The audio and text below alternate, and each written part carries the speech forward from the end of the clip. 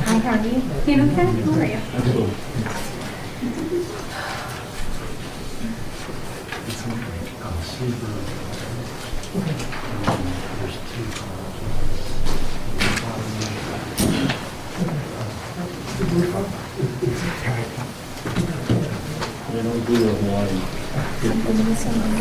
Well, I don't know.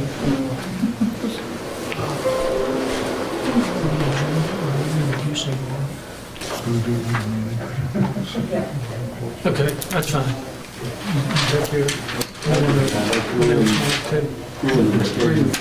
Sounds good to me. So, yes.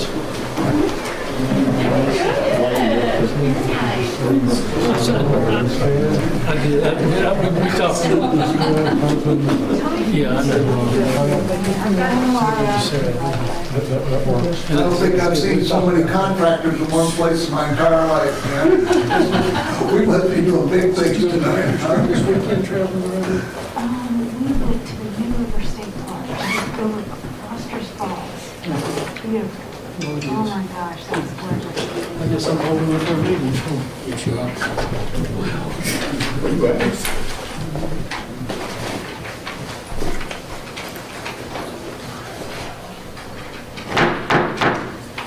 I will call the April 27th meeting of the Christiansburg Town Council to order.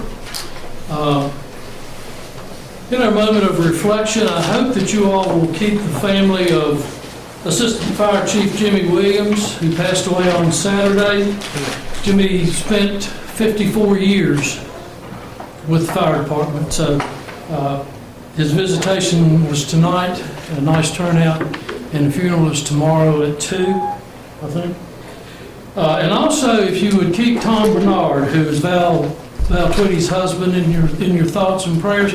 He's undergoing some heart bypass surgery, or underwent some surgery today. So if you would keep him in your thoughts and prayers. So let's take a moment of reflection.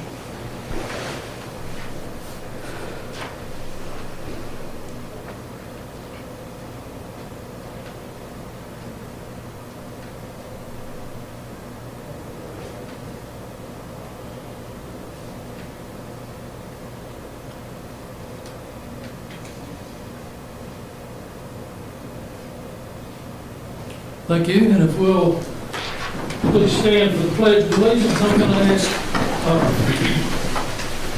Councilwoman Mrs. Sachs to return the pledge. I pledge allegiance to the flag of the United States of America and to the republic for which it stands, one nation, under God, indivisible, with liberty and justice for all. Thank you. Are there any adjustments to the agenda? Hearing none, we'll move to the public hearings. We have a request from Sarah Ostad, to keep it brief and simple. Conditional use permit to operate a family day home serving up to 12 children in the R1 single-family residential zoning district. The property is located at 1265 Flint Drive Southeast and is identified as tax map number 529-21-9. The property is currently designated as a residential for the future land use map, the 2013 Christiansburg Comprehensive Plan. Is there anyone here to address this issue, this item? Yes. Sir, if you will come to the podium, you may remove your mask and just give us your name and address. Hi, my name is Sarah, and I'm very blessed to be here today. Thank you. I live at 1265 Flint Drive, Christiansburg, and I have applied for opening a family day home. Last time I have introduced myself. I'm 21 years old, and I have been teaching ESL since I was 13 years old, and I will be graduating in May with my associates. Then I will be transferring to Radford University. And this is a picture of why I'm going to open a family day home. And mostly, and this is the map of the future in-home daycare, that where is it going to be located in, and mostly the comments that I got from the neighbors was about the traffic. And as a neighbor, my first priority is my neighbor's priority, in accordance to keeping our neighborhood as peaceful and as quiet as it is. If there are any factors that will cause hindrance in this pursuit, I understand all the neighbors' concerns. In regard to this, I want to stress my first mission as a neighbor, that I want to serve my neighborhood. If there is going to be any hindrance in this service, including traffic or any other concerns, as a family daycare home provider, I have taken the neighbors' comments into consideration and have considered the different factors that could possibly cause the hindrance. For example, the concerns regarding the peace and quiet in the neighborhood that could relate to the number of children and their age group. The number of children that would be registered for the daycare would be considered. The age group that will be registered will be taken into consideration. And the concerns regarding the traffic, if it's the number of cars, the drop-off and pickup time will be considered. And there will be a timetable provided to the parents that each and any parent will be dropping off and picking up their children at certain amount of time. And a private transportation service can be for drop-off and pickup, can also be considered.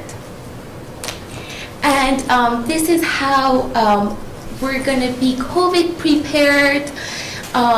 Very shortly, social distancing, parents can't enter the building all at once. They all have to one by one with that timetable, mask, daily screening, frequent hand washing, sanitizing, and educating families would be one of the most important factors also. And this is the backyard of the which minimum foot chain link or board fence will be constructed. And this is the driveway, which I have put 3 cars at the back of the driveway to show how wide the driveway is, and another car can fit there. And this is how long the driveway is, and this is the separate door, and this is the street. And thank you so much for your time. I would be more than happy to answer any questions. How many kids do you always thinking about? Me personally, regarding to my neighborhood and my neighbor's concern, for example, between 5 to 7. But for licensing procedures, in writing down, we have to write between 1 through 12 children. So you're thinking 5 to 7? Yes, yes. That's 5 days a week? Yes. What are your hours of operation? From 7 to 6 p.m. 7 a.m. to 6 p.m. Is this a home occupation, or is this going to be unoccupied, or are you going to live there? So you will live there as well? Yes. Okay. Yes. On the upstairs, correct? So the childcare will be in the basement, and then the living quarters will be upstairs. What is the, I really feel like there is a big need in our town to even have childcare places available, mostly since I do have 4 children, but anyway, but there is a big need, and mostly because of COVID and everything else, and places being closed, and schools being closed, and things like that. What are the ages that you said, I don't know that I heard that you may be thinking about having at your place, at your home? Sure.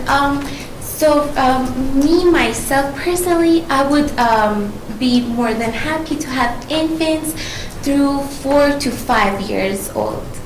Okay. Will you have somebody helping you? Yes. Depending on the ratio, I will have my mom, that is an educational psychologist, helping me. Okay. I do have a question. We have received some comments from people who are concerned about the traffic. And during the presentation, you addressed it and you said it may be considered, or would be considered. I'm just curious, what exactly does that mean? If you do consider the neighbors' concerns, what could you change to, make them be okay with your new request? Yes, definitely. For example, I was thinking about giving time slots to the parents. For example, one parent would drop their kids off at 7, and I will make a timetable, and depending on that timetable, I would talk with parents, and regarding to that timetable, in different times, time slots, that's what I'm thinking about. And again, because it's more in-home daycare, the relationship with the parent is very strong, and we can talk about traffic and educate the families on how we can have a great neighbor and keep the neighborhood as great as it is. You're hoping it's going to be staggered, is that right?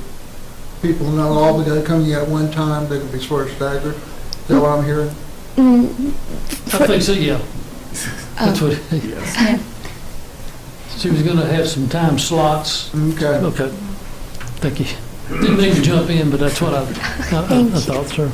I think for you to be able to have the child care, if we were to approve such a condition, there is probably some things that you have to follow as far as the planning goes, probably fencing and things like that. And those, what do you think the time frame for those will be if we were to approve you? And is there anything else besides as far as like bathrooms and things like that downstairs? What does the setup have downstairs? Is it a big room, 2 big rooms? What is it open? Can you tell me a little bit? And is your family going to be using the space as well, or is it just the child care place? Sure.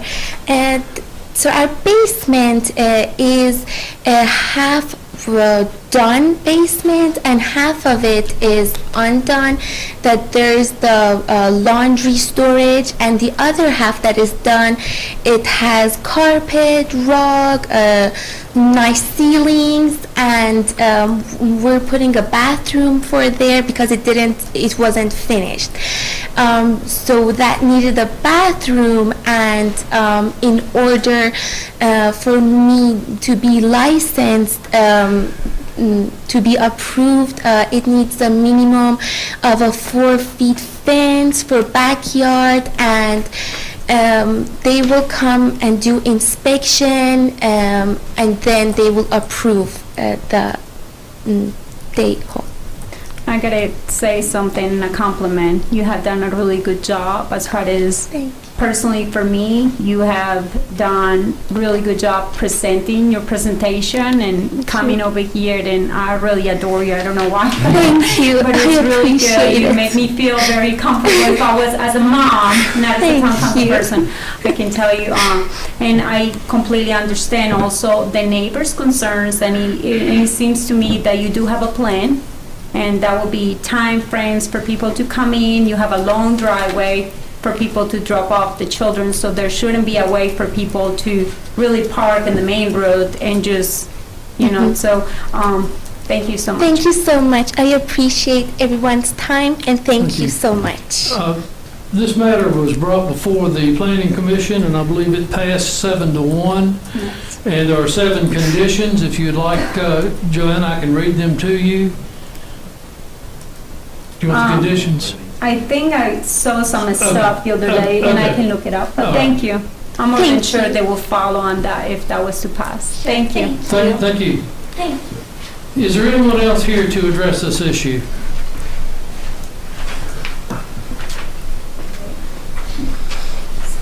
Evening, Dan with Derek, 595 Arrowhead, and there's a lot of people on Arrowhead coming and going. I would depend on our chief to narrow down the people rushing to drop their children off and get to work. But looking at the property, I looked at some of the property, and we're licensing it for 12, so you're approving it for 12 maximum. You need to look at that. It's like, she has a plan for 5 to 7, but the possibility for 12 is available. And I think that's excessive for that property and traffic up in the neighborhood. Okay. Thank you. Thank you, Dan. Can I ask Mr. Maderick a question? First of all, thanks for showing up, and with these types of requests, especially in residential areas, I put a lot of value and importance on the neighbors. So Sarah said that she was planning on 5 to 7. Does that number concern you, or would that allay your concerns if we were to? No, a lower number is good, but Okay. the license would be for 12, so it'd be possibility of maximizing the profits, Can we not put that? limit- after it's approved. Can we not put that limit on there? You could. We have before. But would that allay your concerns if we reduced the number to 7? And Yeah. that would alleviate your concerns? Well, still, the traffic's going to be there. Well, I understand that, but I just want to be clear. You took time to show up, and you heard her present with that. Yeah, a smaller number would be Would make you feel, acceptable, yeah. okay, thank you. So I believe I heard that in the licensing process, you have to request up to 12 to get the license, but you're not bound to that figure, is that correct? If we were to set a figure of 5 or 7 or whatever, okay. I do understand, I'm sorry. I think that with your license even, you are not even able to, you are very limited as far as the ages of the children. So if you were to have infants, I think the number is smaller, isn't it? Yes, exactly. Okay. Can you recall what the number may be? Yes, for infants, the ratio would be 1 to 4, Okay. and as it goes more, and again, I'm here to serve my community. I love all my neighbors to be happy. That is the main reason. I was just looking for a purpose to serve my community. And if any neighbors if I see any neighbor is unsatisfied, I would definitely make it into concern, and I want everyone to be happy. Because I'm a neighbor myself, so I would want everyone around me to be happy, to have a blessed daycare. Nice. Thank you. Thank you. One last comment for Sarah, then, if I might call you that, for the challenging, I don't want to mispronounce your last name. So you heard your neighbor say that. Would it be a concern for you for us to put a limit of 7 on that? Would that be acceptable to you? Yes, it will be acceptable to me, because I would want my neighbor to be happy. Right. Yes, Thank but yes, Thank you very much. of course. Anyone else to address this matter? Mr. Stipes, if I may ask, she may not have children right now, but let's per se she was to have children. Will you consider those children additional to the 7, or will you include That's them? right. in the Let me 7? clarify that. Under the state licensing, your own children don't count towards the requirements. Okay, thank you. Very good. All right. I will close that public hearing. We'll move to a request from Deal Incorporated to rezone an approximately 43.4 acre property owned by the Montgomery County School Board from I-1 General Industrial to B3 General Business and B3 General Business to B3 General Business with proffers. The property consists of 3 parcels located at 100 Independence Boulevard Northwest and 1180 North Franklin Street, identified as tax map 466-2-11-11A and tax map 466-A-14. Is there anyone here to address this? Mr. Neal, you know the procedure.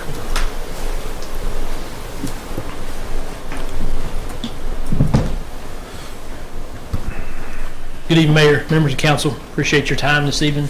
My name is John Neal. I'm an engineer with Gay Neal Incorporated, 1260 Radford Street, Christiansburg.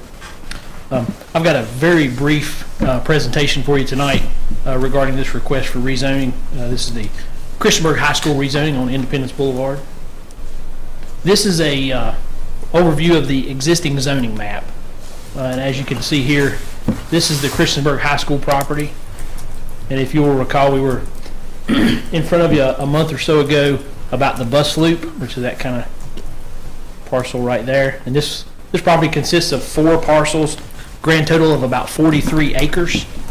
And it is split in I-2 on the rear half and then B3. The I-2 parcel is about 25 acres and the B3 parcel or portion is about 18 acres, approximately 18 acres. And our proposal is to rezone the I-2 portion to B3. And a couple of key points.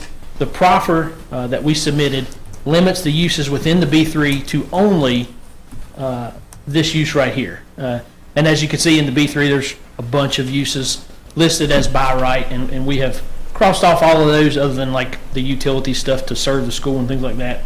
But specifically, public buildings consist of fire, police, and rescue squad stations, schools, recreational facilities, and libraries. Then it goes on to private buildings. Keep that in mind there. Here is the I-2 zoning that has all the lists that are things that are allowed by right now in that I-2 portion, that 25 acres. There's actually 38 of those things listed by right. And then there's another 18 in item number 39. There's another 18 uses that you can put together an engineering report. And then there's another 26 that are allowed with a conditional use permit. So that's kind of the laundry list of the I-2, and I start, as you can see, at number 1 here, and I skipped from 11 to 30 there. Couldn't get them all on the screen. Interestingly enough, the I-2 does not have a public school listed as a by right use. This is in that I-2. It says public buildings to consist of fire, police, and rescue squad stations and recreational facilities. So for whatever reason, folks at that point when they were writing the zoning ordinance didn't have a school as part of the I-2 district, and that's probably reasonable to consider. There was a question at the Planning Commission. I'll go back just a second. There was a question at the Planning Commission as to why this was zoned I-2. I think it's a holdover from a long time ago before Independence Boulevard was developed, and you can see this I-1 district down here and where the town shop is off of Scattergood Drive, and I think all that industrial zoning kind of come up through there into that parcel that was connected at one time in the past. And the B3 was a specific distance you can kind of see off of North Franklin Street. All we're asking is to rezone that I-2 portion to B3. Be happy to answer any questions you have. Now, do you have a plan for what you're going to do with this if you get it? Christiansburg High School renovation, sir. Yes, sir. That's Yes, it, sir. off of the high school. I'll remind council to move forward to the microphones as you speak. Thank you. And we would request if y'all would see to it to go ahead and vote tonight if that's a feasible option, because of the simple nature of the request. I know it seems like the request was done for different reasons. Do you foresee, before you brought in this to planning and consider the change of the rezoning, is it because when you start building these buildings, do you think that some of the buildings are going to be touching both of the zoning differences, or what? I know it helps it, and it's probably very clean if you can have one set of rules for everything, which makes sense what you're doing today. But is there a reason behind it? That The overarching reason was to clean up the zoning discrepancy that's on this parcel, as well as to clean up this bus loop thing here, because as you can see from the aerial, you can see that kind of bus loop right there. And so if we were to do anything in this area, we'd have a setback off of that property line there. And then also you can kind of see, if you go back and think about it, where that B3 line is. So you actually have some of the school right now that's in that I-2 zoning district. So the main reason is just to clean things up and give us one large parcel that's all zoned the same, so we can kind of follow those rules all the way through the renovation process in addition. do you happen to know what the comprehensive plan, the future comprehensive plan talked about this? I didn't look at that part as far as this land. Do you know, Andrew, Randy? I believe it was business commercial. Business commercial. It certainly is. It's in the Planning Commission staff report, and I'd be happy to look at that and confirm that with you in a minute here. I know this does have nothing to do with Mr. Neal, but trying to be consistent with what we have in our zoning ordinances in the town, is there a way that we can, I understand that some of the schools, and like I said to you, this has nothing to do with you, but it feels like some of the schools, the other schools, even though they're all by the county and everything, they're located in our town, they seem like they follow different, well, they don't follow, they're just different zoning districts. Is there a way to, probably in the future, to confirm everything and just put it together, not put everything together, but create some kind of zoning, like the community zoning for this kind of buildings and properties, or? You're talking like a public use zoning category? Yes, instead of just being so like. You could have a use category like that. Some localities do have a use category like that. It is a pretty limiting zoning classification if you think about it, that it's got to be public use if you have a zoning district like that, but some localities do. So because that would be like a community zoning district, yeah. One thing I will point out, the property is B3 in the future land use map. I can see it. It is B3. It's Okay. commercial, correct? Okay, thank you. I guess what I was saying about that zoning, when I hear about business and you talk about school systems, I just, it doesn't kind of follow suit with even the wording, so. Well, and as far as the future land use map, which is a distinction from the zoning, that is certainly something potentially that could be looked at during the upcoming comprehensive plan, as far as looking at institutional uses and providing for a future land use designation for those types of uses. That could certainly be a consideration. I love to hear a little bit more about that. That sounds very good. Thank you. Yeah, it sounds like the simplest thing would be to review all 5 schools that lie within the corporate limits and make a blanket change to B3, if they're not there already. Yeah. Okay, thank you. Any other questions for Mr. Neal? Council, he has asked that we vote on this tonight. Does anybody have an issue with adding it to the? I will second that. Well, I can't make a motion. Yes, but I would just say I agree with that. I'll make the motion if you're looking for that. Okay. Then I will move it into, The action by mayor. yeah, that'd be a great place, if I can figure it out. Well, you have to take a vote. I mean, you have a motion, you have a second. We haven't voted on that yet. I'm aware of that, Sam, I'll get to it. Have a motion and a second You will. to move this into the discussion by mayor and council. Madam Clerk, any discussion on that? What's the sense of urgency? What's the sense of urgency? To be honest with you, sir, to save the county time sending me back here to another meeting. That's my sense of urgency about it, to save them some time. But there's no sense of urgency as far as, and also because it is what we think is a simple request. Looks to me like there's not that much to the whole thing, really. Yes, sir, that's our take on it. I'm actually grateful about this request, just because it helps clean up things. So thank you. And to save you all time too, to think about it the next meeting as well. So we have a motion and a second. Any further discussion? Madam Clerk? Yes, sir. Councilman Bishop, No. Councilwoman Hicks, Aye. Councilman Hubbard, Aye. Aye. Councilwoman Sachs, Aye. Councilman Showalter, No. Councilman Stipes. No. Mayor will vote aye, so we will vote on it tonight. Thank you. Second request from Trinity Community Church trustees to rezone an approximate 5.44 acre of property from A agriculture to B3 general business. Property is located at 1505 North Franklin Street and is identified as tax map number 466-A-20A. Anyone here to address this? If you'll come up and name and address, and you represent the church, your position with the church. My name's Larry Gerald. I live at 1660 Blake Drive, Christiansburg. We're just asking to be able to put our sign back up with all the construction that was done. We had the driveway and everything took out. We're asking to rezone so that we can put the sign back up.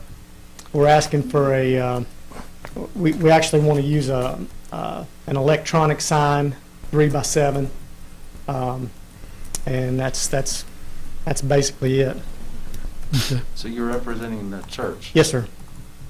and your association with the church? I'm with trustee. Okay, trustee. Okay, Mhm. thank you. They don't know you very well. Not as well as you do. Can I ask you something? Yes, As far as you're moving from agriculture to general business, Mhm. You were grandfathered with your sign before, right? Is Yes, that ma'am. what? Mhm. And then because of that road, that work was done by us, correct, Randy? Correct. And why wouldn't he be able to, or the church be able to keep their grandfather status for the sign that was there before the work was done? If a sign is grandfathered, it has to be grandfathered at that particular location. Relocation of it basically loses grandfather status of any sign. Even though it was our fault that we changed? Even if it's a town project. I think it really is the nature of the electronic sign, because there is a minimum, there's a maximum amount of electronic sign that would be allowed in the agricultural Mhm. district, which is 18 square feet. And they proposed a 21 square foot sign, so that in order, if the original sign were to go back up, the town planning department had approved that, and that was, we were willing to go forward with that at any location that they wanted to do that, as long as it met our standards from 10 feet from the right of way. So, But it was because it was proposed to be an electronic sign, which has a maximum square feet of 18 feet in the agricultural district. so for clarification, they're not coming over here because we didn't allow them to put their sign back, is because They would want they a want larger a sign. electronic sign. Okay, that makes sense. Thank you. Is there anything additional that we should know that you're planning to do as far as with the land, since you're going from agriculture to B3, and B3 kind of allows you to do a lot more with that? Right. No, as far as I know, that's the sign is that's That's all. That's the main That's all thing. we're asking for. Okay, well, Mhm. thank you so much, sir, for Thank coming you. out today. Any other questions? Thank you, Mr. Gerald. Thank you. We'll next move to Community Development Block Grant 2019 Consolidated Annual Performance Evaluation Report, which is CAPER. And Andrew, I see you're standing, so I assume that's yours.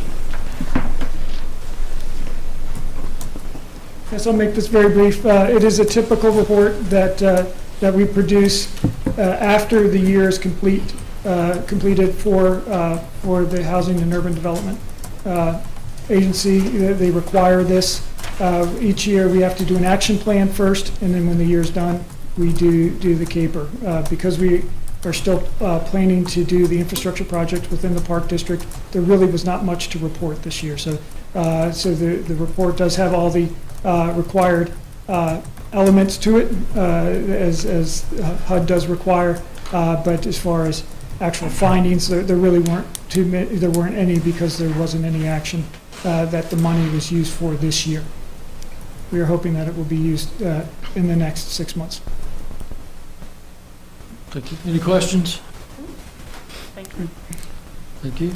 Before I close the public hearings, is there any feeling one way or another from the council? Do you want to vote on the Trinity request tonight or not?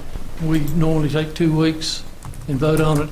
I don't see anything wrong with that. I don't see anything wrong about the childcare thing either. Will you allow me to ask one question that I just came up to my mind as far as the school system goes, and maybe Mr. Neal can answer this to me. When you guys made this request and stuff like that, right now, if we were to wait for 2 weeks, will that have any problems with delaying the process that you guys are doing as far as the addition that you're doing to our schools? No, I was just trying to expedite the process. We had, if it's okay for me to speak, we had no one show up at the planning commission meeting, no public comments. We've had no one show up at the town council public hearing, no public comments. We felt like it was a very straightforward request about what we were doing. I was just trying to expedite the process. It will cause no delay or anything like that. I certainly did not mean to cause any issues. Okay, thank you, sir. Okay, so there's no motion to vote on Trinity tonight? No, I'll make a quick statement. I'm going to support both requests, okay? That's just one council person. We hold ourselves to this regular schedule, so do not leave here thinking that one council member or perhaps others have any reservations. We just have a process we're following. If we keep making exceptions for everything, then people begin to expect that we're going to act on it that night. And just because there's been no public comments so far does not mean we might get a comment tomorrow or the next day. So I'm just one council member, but I'll let you both leave knowing I'm going to support both requests. But we have a process, and it's there for a reason, and we got away from that for a while, and we're back to it.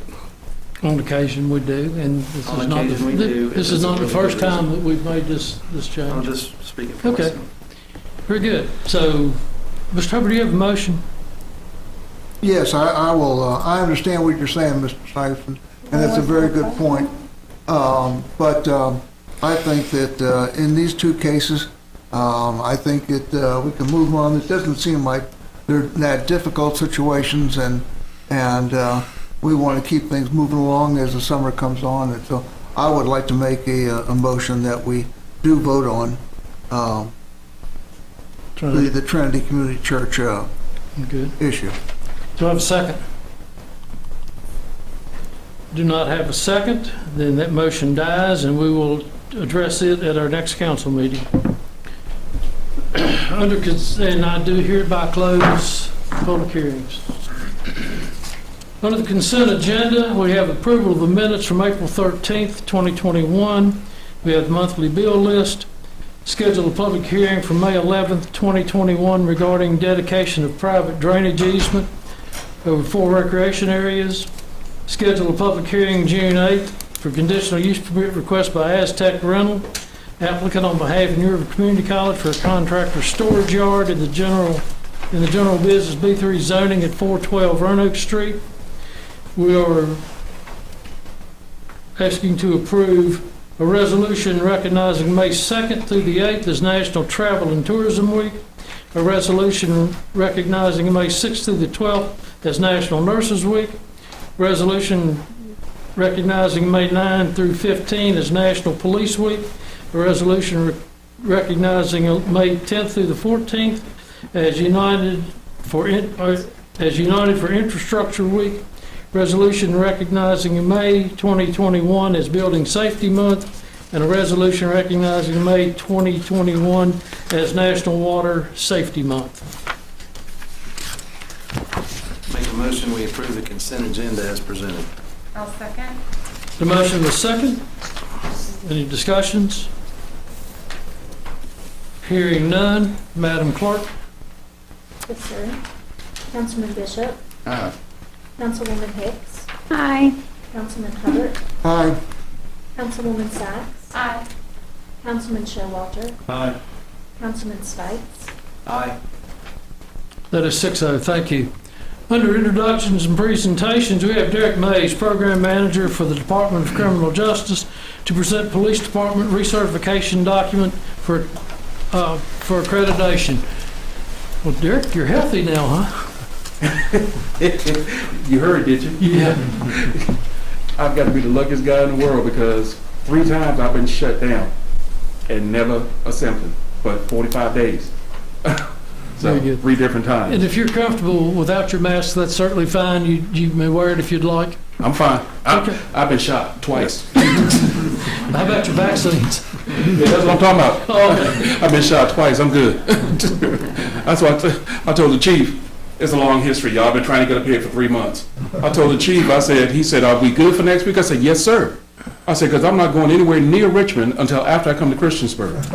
Because every time I go to Richmond, I get shut down. But anyway, good evening, everybody. I am Derek Mays from the Virginia Department of Criminal Justice Services out of Richmond. And I am here today, and I'm glad to be here, finally, to do the presentation for the Christiansburg Police Department's Accreditation Award. And when people talk about accreditation, I teach as well, so I got to move around. That's not going to work. I got my big boy voice, so I hope everybody can hear. When people talk about accreditation, it's more than just filling a bunch of folders and setting things up to look at pictures and have a team come in here and rubber stamp you and push you out.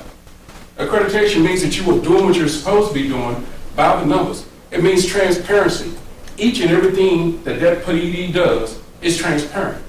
When I can send 3 people in here from anywhere in the Commonwealth, and they walk out 2 or 3 days later with a smile on their face, that tells you that the Christiansburg Police Department is doing exactly what they say they are doing.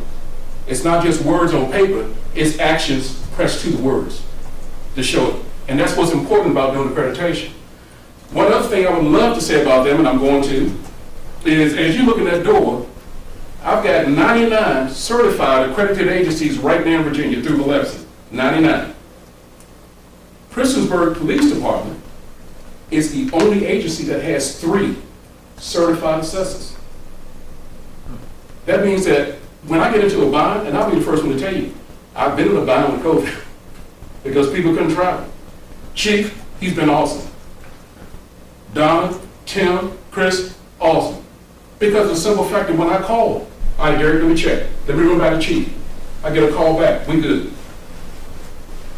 Anytime I need help, I know I can call Christiansburg. Again, this goes to the transparency of what they do as an accredited agency. They go out, they teach, they help. They encourage people to bring their files because you have so many assessors in this area. So they can work together, teach them how to do things, so that not only the Christiansburg Police Department is outstanding, the other agencies around you, and even the agencies that are far out from you, even further down in Southwest Virginia, where I just came from earlier today, are doing the exact same thing. And that's what makes the difference. Because you're not only doing Christiansburg, you're doing the Commonwealth. You're doing the Commonwealth. Chief, I didn't say all that, then again, maybe I did, but it was on my heart. Derek, thank you.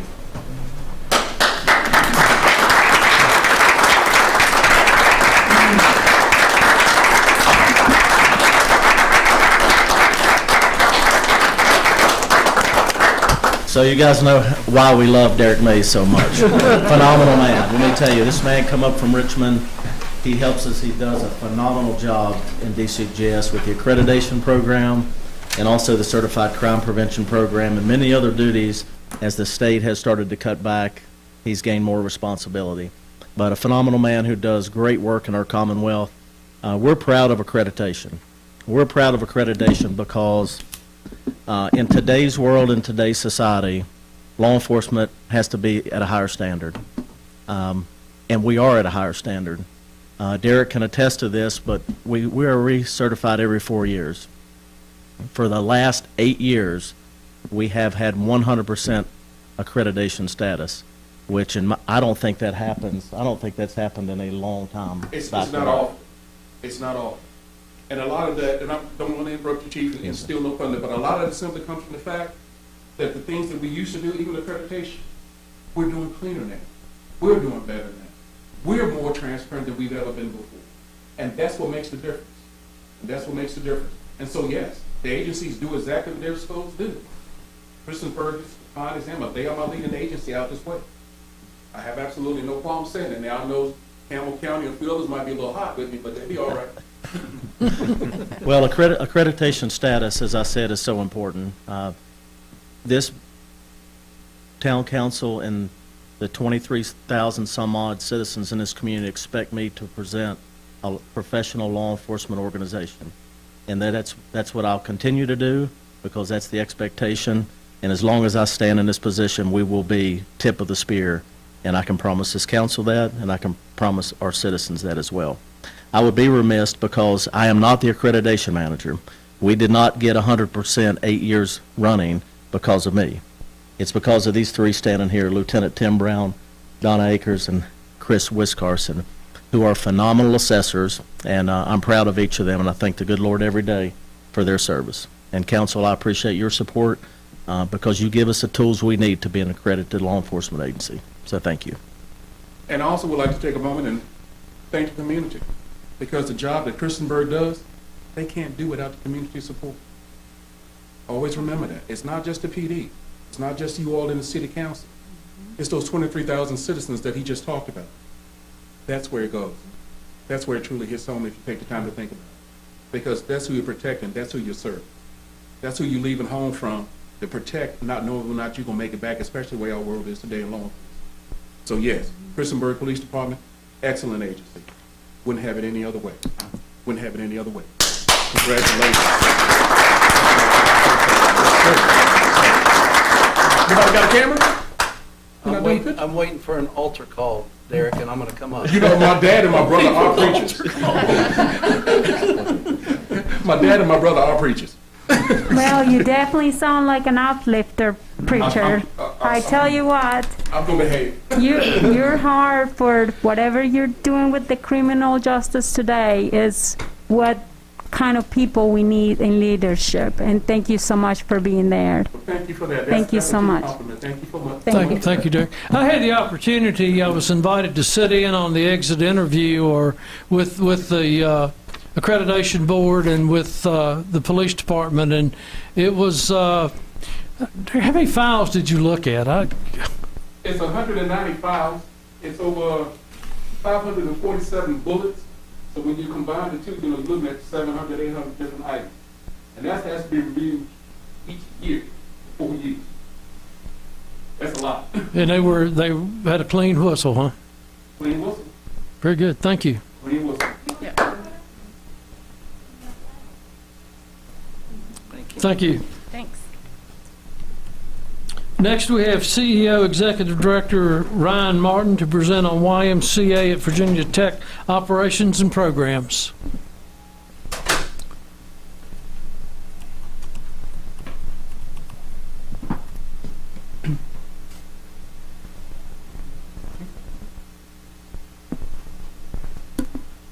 Good evening, everybody.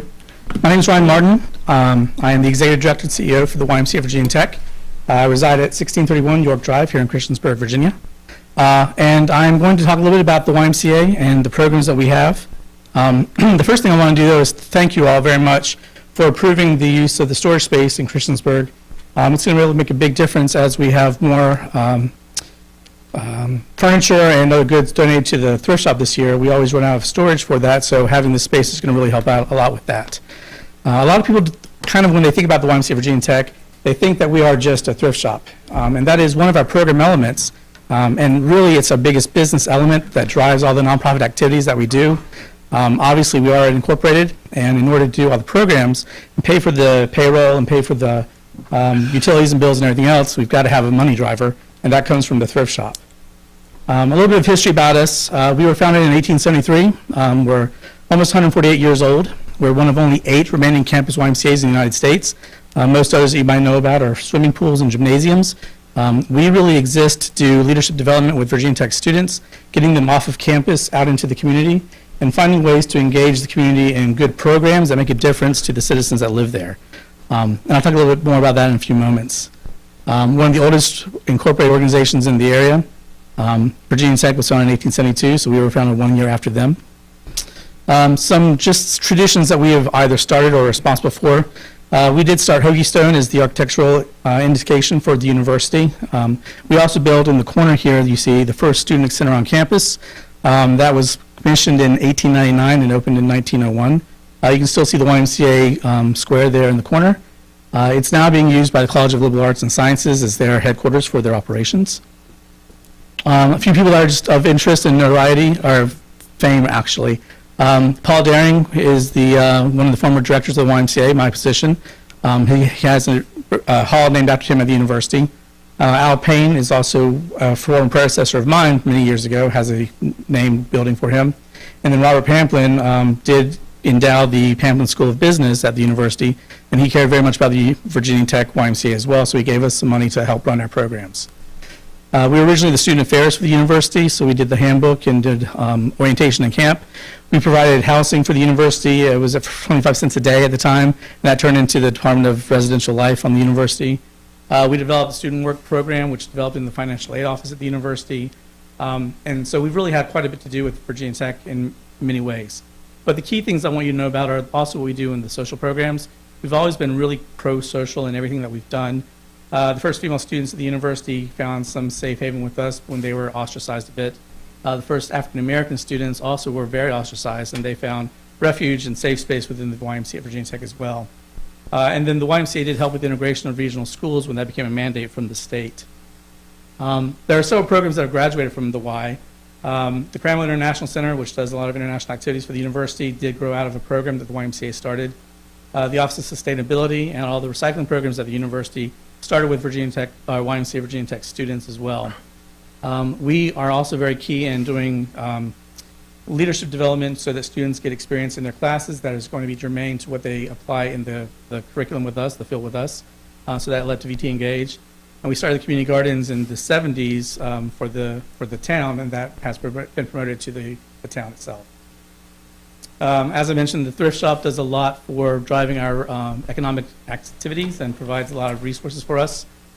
We do partner with Montgomery County and the town of Blacksburg and Christiansburg as well to do all the electronics recycling for the area. So the big outdated televisions that nobody wants to buy anymore can be brought to us, and we will responsibly recycle them, along with batteries and other things to make sure those heavy metals stay out of the water system. We also do Newcomer Activities. We have an international women's program that meets every Tuesday morning. And during COVID, it's been a little bit slow to happen. However, we were able to connect through Zoom with other alumni of the program. So today we have individuals from around the world that tune in to this activity each week. We do have a pottery studio as well, and allow people to do pottery classes and to be members of it as well. As I mentioned, we do a lot with student leaders from Virginia Tech. These students do sit on our board of directors. They organize all the activities that we do and are responsible for recruiting students to do the activities, build the budgets for it, operate the budgets for it, do all the training programs for it, and do all the metrics to make sure that we're meeting our marks and making a difference in the community. We do curricular activities and co-curricular activities with the university and their classes. And today we have several after-school programs at 3 of the different schools in Blacksburg. We have Alternative Service Break, where we send students abroad to do service projects in different localities. We do a lot with food insecurity. I'm going to talk a bit more about that in detail. Senior Connections is a program where we actually work with retirees who are experiencing social isolation and are on the depression spectrum. So we pair them with a Virginia Tech student who works with them once a week for at least an hour to do some social activity. So the food insecurity is one of the big things that I want to talk to you all about today. There's a huge need for food access in the region. And this is 2018 data. Data is always lagging a little bit. So this is all pre-COVID, and just imagine what this is like at that time. COVID has exacerbated this significantly more, so we see even stronger need now than before. But 10.5% of the population in our county is food insecure. That equates to at least 10,000 people at 2018 who needed more food access. Transportation, let me just flip back. Transportation is a huge impediment. We know that there are people really in like mobile home communities that don't have access to reliable transportation and can't get out to get food. And there are lots of areas in the county and our region that are considered food deserts that don't have access to food at a grocery store nearby. Our Meals and Main program is kind of what we've been doing lately. We started that several years ago at some of the different elementary and middle schools and has grown that each year. We're now at a place that we have done a pop-up for that. People drive by the thrift shop to pick up the food each week. I'll talk about the metrics in just a few minutes. But we do provide 5 days worth of meals each time they come by to pick up their food. We do enrichment activities for the kids. Their little kits put into the food distribution packets that they're able to utilize. So they're still engaged while we're doing this. And to run this program right now, we have to drive to Salem, Virginia, to Feeding Southwest Virginia to pick up the food and bring it back here to distribute it. So it's very time intensive and very labor intensive as well. The traditional program, we go to a school, we run the program, we do engagement activities, enrichment with them, we do mentorship activities, physical activities, and provide them with a meal and a healthy snack. By the numbers, so there have been 100 kids participating each week in this program. That's down in a good way from the 210 maximum that we saw each week in the summertime during the height of COVID. Since 2020, or April of 2020, we've given out 35,000 plus meals. We've served over 7,400 kids, and that food need is still out there just as strong, and we're still meeting that demand. We've also been able to give out fresh meals, so all the things that we've been doing so far are shelf stable because the drive to Salem precludes us from having fresh meals. So everything is boxed up, prepackaged meals that we're giving out, but we have been able to work with a few different individuals, and Green Valley Builders has really helped to support that and funded several projects with it. And then we've got, for the past year, we've had some in-person volunteers. We've been very astute and aware of COVID and made sure that we've given a lot of space to their volunteer activities. But we have had over 1,200 volunteer hours over the past year to do this work. The numbers are a little smaller than I thought, but what I want to show really with this is that we're serving the entire region. We're not just the YMCA of Virginia Tech, we're not just the YMCA of Blacksburg. We really serve all of the New River Valley, and with the exception of Pulaski, we are the YMCA to provide resources to this region. You can see that Blacksburg is the largest user of our services, but Christiansburg town residents account for about 35% each week of the food that we're distributing. So clearly there is a need across all boundaries of the community. We do have many aspirations. So we do have funding to purchase a meal truck, and our food task force has been working on that. We've identified several different ones. We're going to use that to convert into a mobile kitchen. And remember that transportation is a huge issue, so we're going to be able to use this food truck to go out into those communities and meet the people where they're at to provide the food service to them. We also have funded a one-year position for the food advocacy director. We're currently in the search for that person's position.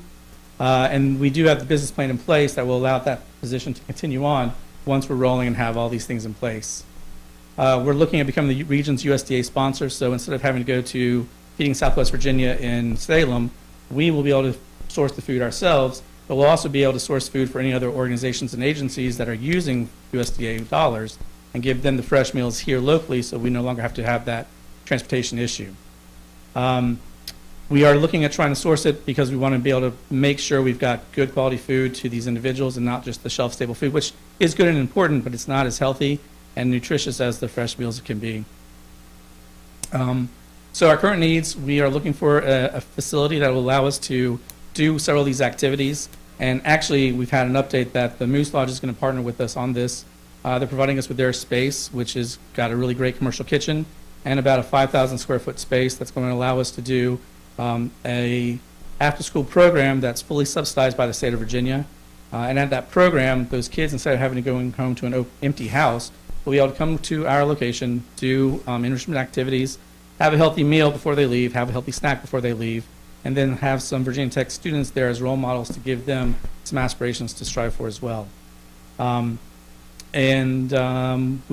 always in need of funding to do this. Again, we are a nonprofit. The thrift shop does provide a lot of funding for us, but any of these new programs that we're trying to work and do need new sources of income and revenue. So we're always on the lookout for that. I know that the state and the federal government have put forth a lot of money that can be used for food access and equity. So I'd love to talk to you all about that as a possibility, in addition to town of Blacksburg and Montgomery County too, because I think there are some resources out there that really could come together to make some great food access systems happen with us. With that, I think that's all of my presentation. Oh, nope, one more thing, future needs. So we want to make sure that we have a long-term facility to provide this. It will be a food center for the region, again, so that people can come to us and get the food as opposed to having to go to Salem or another location. And we are looking for capital growth and for endowment growth, as always, with all of our programs. I'd be happy to answer any questions that you might have. And thank you very much for your time. I really do appreciate it. Any questions? I'd like to make a brief comment. Mr. Martin, thanks for coming. It was a fantastic presentation. And this is the first year that you asked for funding from this council. Correct. And I will encourage you to have this conversation. This presentation is very enlightening, and I've been on for 15 years, and it was, if there's any lack of support, a lot of times it's from lack of understanding, because there's a lot of, if we don't know what we're voting on. Sure. So this wing, including myself, is not going to be here next year. Okay. So I would encourage you to have this presentation with the new council in the January timeframe rather than when we're crafting the budget, because your request did come up. This is an amazing presentation, and I would advise you that you'll have a lot more support and less conversation about it with a presentation like that earlier on. Very good. Thank you very much for being here.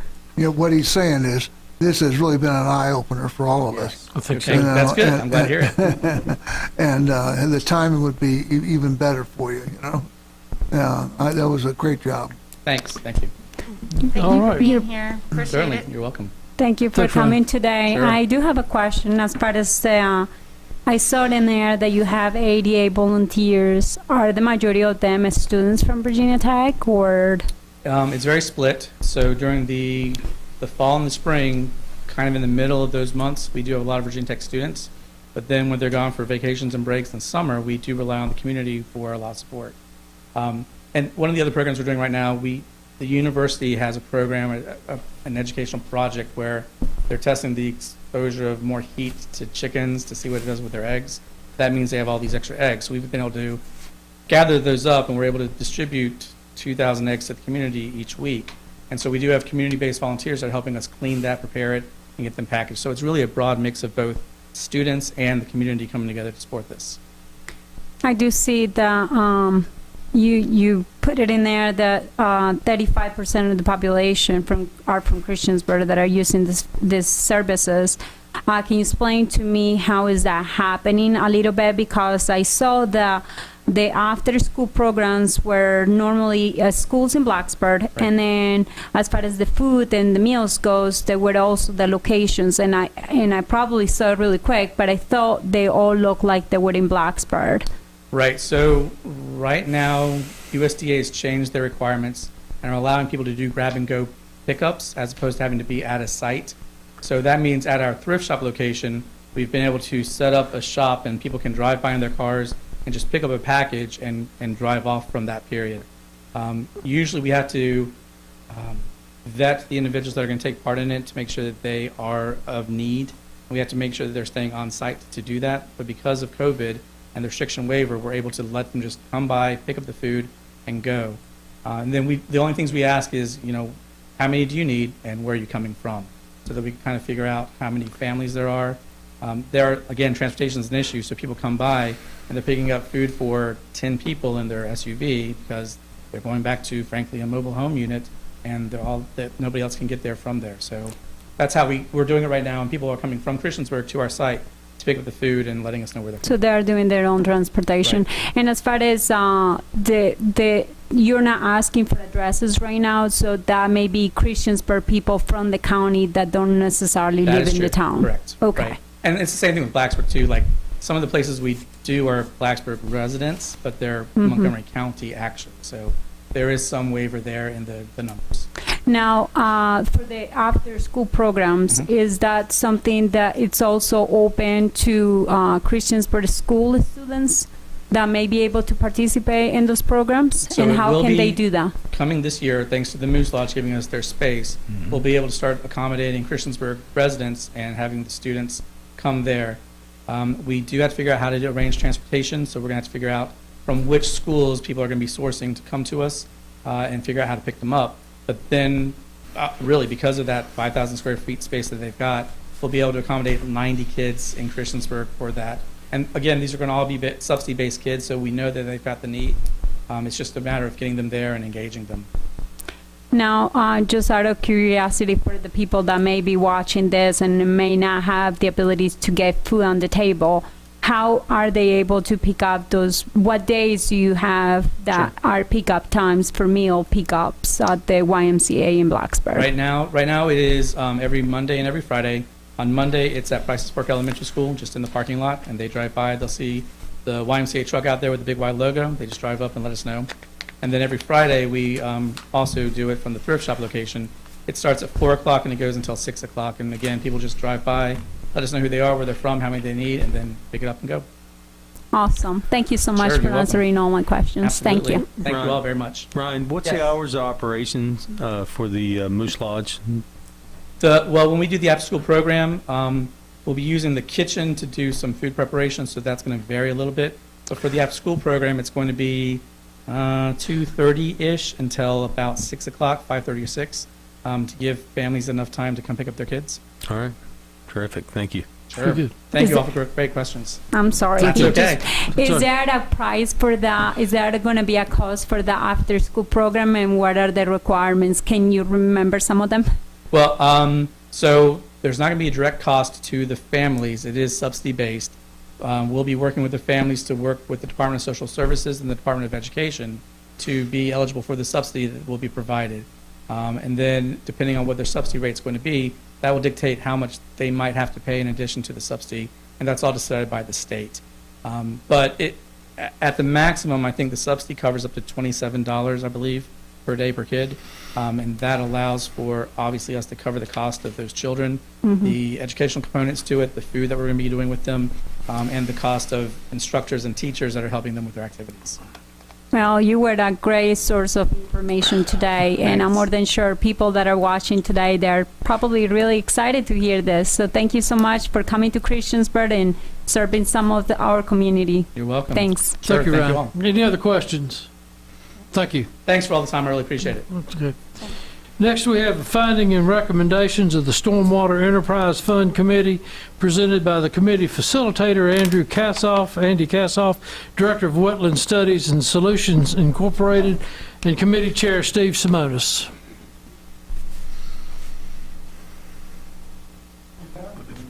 Great. Thank you. It's nice to be here, Mr. Mayor, Commissioners, members of council. I'm Andy Kassoff. I live at 302 Royal Lane, and I am the Director of Wetland Studies. I had the pleasure of working with a similar stakeholders committee to develop the original Stormwater Enterprise Fund. And so what this represents is a charge and charter that came from the town manager to the fund had been up and operational for 4 years, and he wanted an objective evaluation of its performance and implementation. So he had the engineering department reach out to a number of stakeholders across the community. And this is the committee that was developed from those stakeholders. And I've got to say, this was a very active committee. I worked a lot with municipal stakeholder committees, but these folks were on the ball. They showed up and they were interested and they brought really interesting points to bear. So this is really me just kind of conveying their evaluation of this program. They really walked through it, did the hard work. I'd like to also mention that at each of the meetings and also in between each of the meetings, there was great support from the town staff. Patricia Coleosti was there for each meeting. Mike Kelly, Travis Moles with the Public Works. Of course, Wayne was there for each of the meetings. And also Devin Eckstein from Engineering and Dayton Poff from GS. And they were invaluable because a lot of things came up during the course of the meetings, and they were, if they weren't able to really kind of address them right there, they did the research in between the meetings. Meetings were held every 2 weeks, and there was 4 meetings that were held. The first one was really interesting. It was really just kind of a evaluation of a primer, on what the program is, where it came from, what went into the original program, what was the concepts and issues that drove the original enterprise fund and the concept behind it. And two of the members of the committee were on that original stakeholders committee, Sam Bauer, and also with us tonight, Dan Maderick was on that committee as well. And also here tonight is Steve Simonis, who served as the committee chairman. The second meeting, we really got into kind of brass tacks issues. We looked at funded projects, work that had been done using the enterprise funds, and the financial data, the revenues, levels of service that were being forwarded through the enterprise fund revenues. Also, we looked at grant funding that came in and how that was being spent. The third meeting, we looked at kind of goals and objectives of what the committee would like to see in terms of potential changes and modifications to the utility fee and what was available to them to make those changes. And then the fourth meeting was really a recap and a development of the recommendation. I'm not sure, did it make it to the packets, the actual recommendation? Has the council seen it? Yeah. Okay, great. This will be just a quick overview of that. Meeting one, we kind of defined stormwater. We detailed the enterprise, why an enterprise fund was originally considered. We looked at the state enabling legislation that allows a municipality to have an enterprise fund, to kind of back check in terms of what the funds were being used for. Did it meet that legislation? Were we meeting the goals and objectives of that and the reporting requirements? We described the nature of the fee associated with the enterprise fund, and then we described how Christiansburg fee structure got developed. So that was kind of a pretty action-packed meeting, a lot covered. The second meeting, we reviewed some key elements. We discussed the revenues to date, discussed projects performed since the inception of the fund, the future level of service, where people, the stakeholders committee would like to see the level of service, if what, current conditions were adequate, or, and then we introduced the concept of the credit system. These were some of the numbers that we looked at. These are the actual revenues from the enterprise fund. As you can see, since 2007 through 2020, we've been averaging about $1.4 million a year from the enterprise fund. Grants go kind of up and down. One of the grants that was really leveraged very well by the town is the VDOT revenue sharing grants. Also the Stormwater Local Assistance Fund grants, or SLAF grants. The town was successful in securing one of those.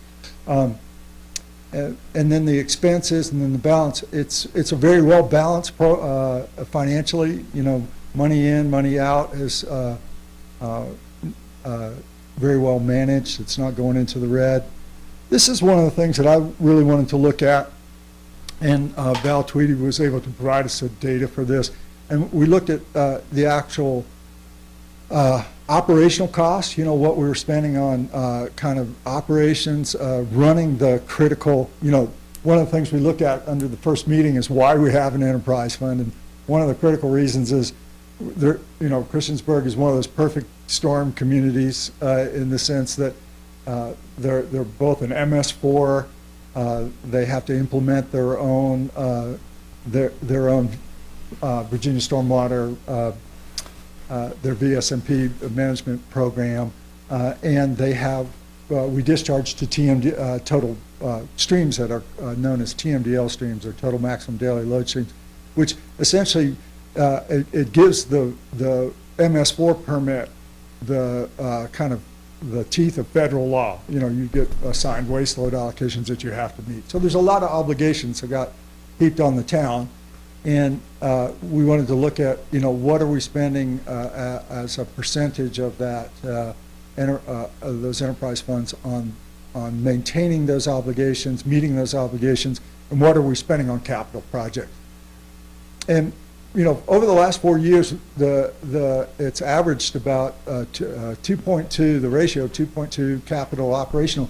And there's a study that's put out nationally every year by a big engineering firm called Black & Veatch, and it looks at these ratios. And Christiansburg's kind of an anomaly. They've been able to be very aggressive in doing capital work, putting things in the ground with their funds and kind of minimizing operational costs.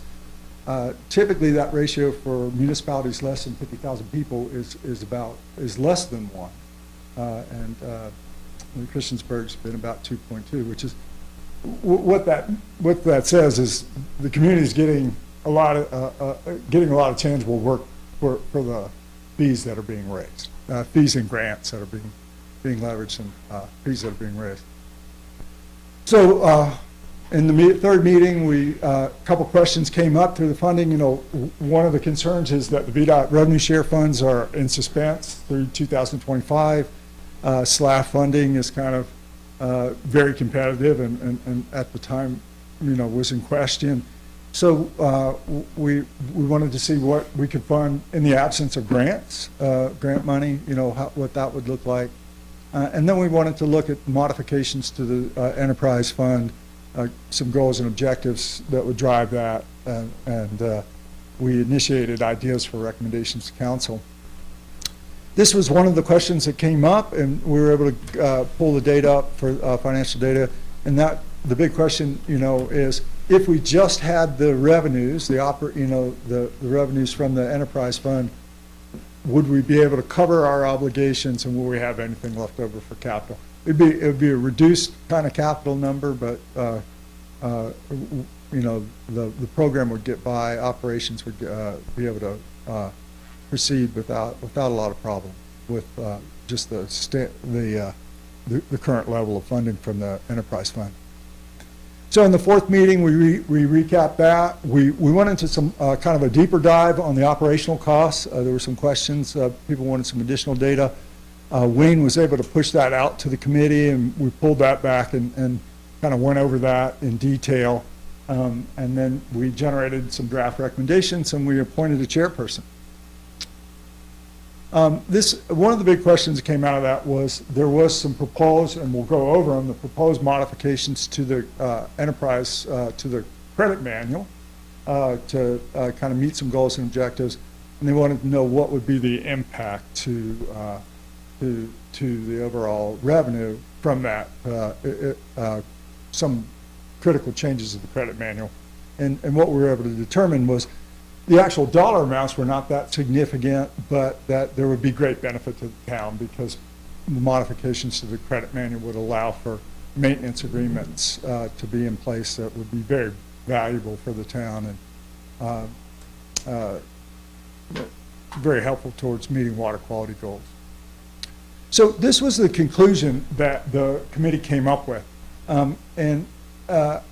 This is right. They generated this independently. I thought it was pretty interesting and pretty impressive. They looked at all 4 years of operation, and their general conclusion was that this program both the Stormwater Enterprise Fund and the way it was being utilized by the town, is a successful program, and it's on firm fiscal footing and continues to identify and complete capital projects that improve the environment. And one of the things that was very impressive to the committee is that the town was able to do this without any significant increase in staffing, which was kind of important for the group. So they established some goals and objectives of what they wanted to do with potential changes to the enterprise fund. One was they wanted to ensure equity and fairness. They wanted to provide some small potential for small business relief. And they wanted to encourage or certainly not inhibit new development. They wanted to recognize the investment that on-site stormwater infrastructure for new development is significant. So they wanted to make sure that the enterprise fund recognized that. And the way they came upon addressing most of these issues was through revisions to the credit manual. One of the first things they wanted to propose for a change is to increase the potential credit from 35 to 50%. They wanted to simplify the application process a little bit.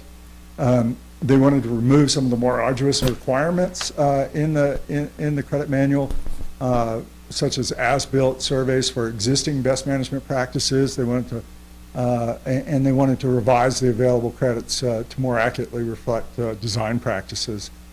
One of the other recommendations was consideration of a local grant program, a grant program for small businesses to construct BMPs or best management practices that would make their site eligible for a credit to reduce their stormwater fee. Another idea they had was maybe to consider a consumer price index escalation of the enterprise fund, allowing it to kind of grow with inflation, but not having to address it at a political level to raise it up or down. But they did indicate if there was to be a CPI escalation, one of the members was an accountant, Mr. Wessel, and he was not a huge fan of the CPI escalation just because it's so small. So his idea was he liked the idea of it having some sort of escalator, but he would maybe apply it every 3 or 5 years, just because annually it probably costs more to manage the increase in fee than it would be to the actual revenue generated. But also, they wanted to make sure that the town council would still have the latitude to adjust the fee up or down outside of the consumer price index if needed for any particular goals. And they landed upon the urban consumer price index. They thought that we looked at a bunch of different applications of CPI and infrastructure applications, and that was the one they were most comfortable with.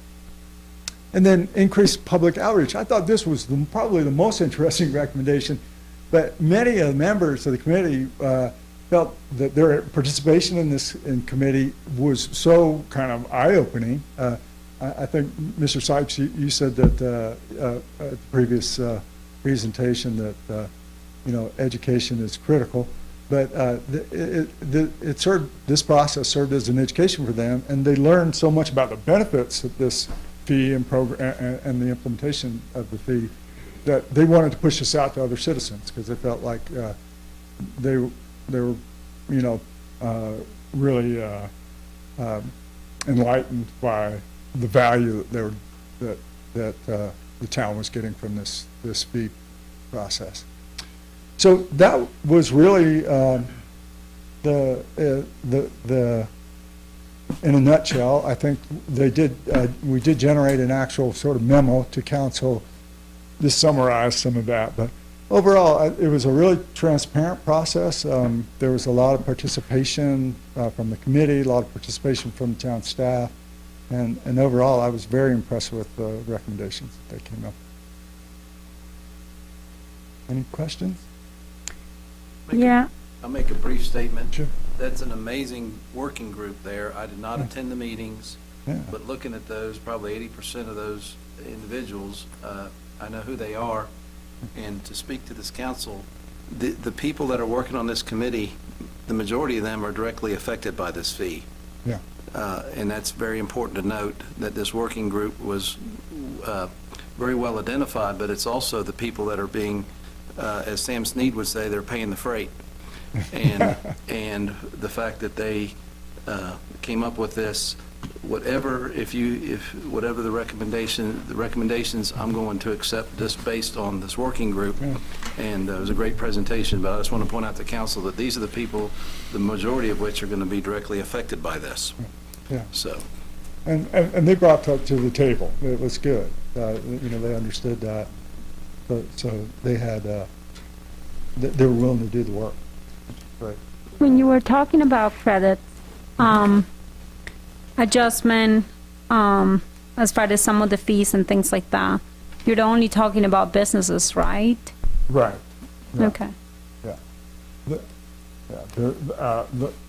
There is the ability for residential units to participate in the credit program through, and that would be for subdivisions that are subject to an HOA, and if they have an established best management practice that is maintained by the HOA, they can apply that savings to the residents of that subdivision.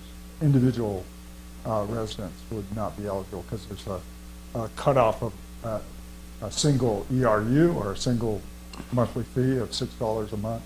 Can't go below that value. Okay. Yeah. I was just, because, you were talking about the discounts, and I figured, well, if someone has a house, it's up on a hill, and you're not going to have probably no problems with stormwater fee, then they can apply for the credits. But I understand then with the businesses. Thank you. Mm-hmm. Can you elaborate any on the fee structure?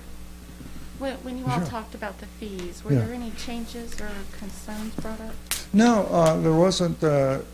We opened that wide up, wide open, I should say, and there wasn't an interest in addressing, the fee structure in terms of the ERU versus a standard billing unit, or there wasn't an appetite for drilling down on that. There wasn't really even an appetite on drilling down on the tiered system for the non-residential commercial.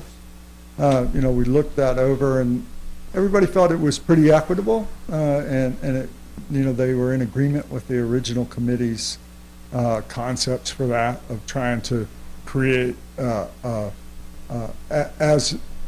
the area of impervious surface gets larger in a non-residential setting, the tiers essentially create a de facto discount, so that your biggest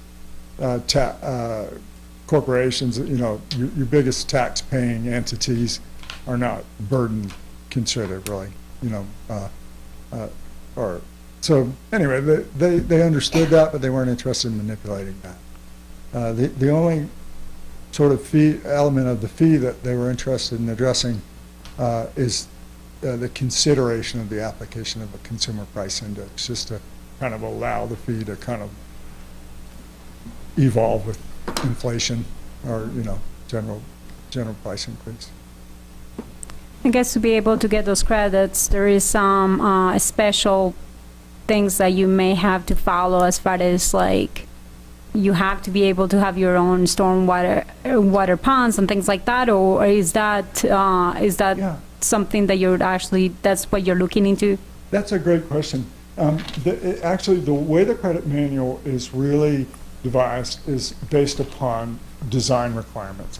There's a percentage of credit that's applied for meeting the 1-year design storm, the 2-year design storm, the 10-year, the 25-year. They removed the requirement, or proposed the removal of the 100-year storm. And then there's a percentage requirement if you do water quality on site. And so they wanted to make sure that right now there was a 10% application for each of those design storms. They wanted to bump that up to 20. And what that would allow is, for residential subdivisions, older industrial facilities that might just have a single best management practice, it would increase their ability, it would be more attractive for them to apply for credit, because the value would be higher. If they just had a basin on site that met the 25-year storm, now they could apply for that credit. and it would be more substantial at 20%. So if you add up all the available credits, it's well over 50%, but it allows you to kind of mix and match, mix and match more, makes the bar for achieving the credits lower, and it makes the, lack of a better term, the reward for going through the process greater, the return greater. Thank you, sir, for your time and great presentation. Great, thank you. Very good, thank you. Next, we have Don Rismeyer, Associate AMT Engineering, to present findings and alternatives for the College Street drainage study. Thank you, Mr. Mayor and Council, for your time tonight. It was very nice of Andy to talk stormwater for the past 15 minutes to cue this up. We have been working with staff on the College Street drainage alternatives analysis, and as you know, major flooding did occur along College Street 3 times in the past year, with inundated roads and driveways, as you'll see in some of the pictures, flooded basements, and a collapsed basement wall during the different storm events. The primary damage was in the 800 block of College Street, which is where our focus shifted. It's a fairly flat area where all of the runoff collects in essentially a rear yard ditch. And in response to the Memorial Day weekend flooding last year, the town initiated this study to investigate what was going on out there. The previous slide showed just upstream of the Masonic Lodge on College Street with some of the rear yard flooding. This photo is at 830 College Street, which some may recall there was damage to the wooden fences, and you could actually see the red circle is water pouring in through their backyard. If you can see that. This is where that water's coming from. This is at 865 West Main Street, where you could see the water comes under Main Street and then discharges uncontrolled into the grassed area, and then comes into the backyard that we saw in the previous slide. There's 2 locations where residential watershed drains towards Main Street and then crosses Main Street and discharges basically into people's backyards. So this gives you a sense of the types of photos and comments that we received from the public in the early stage of the study.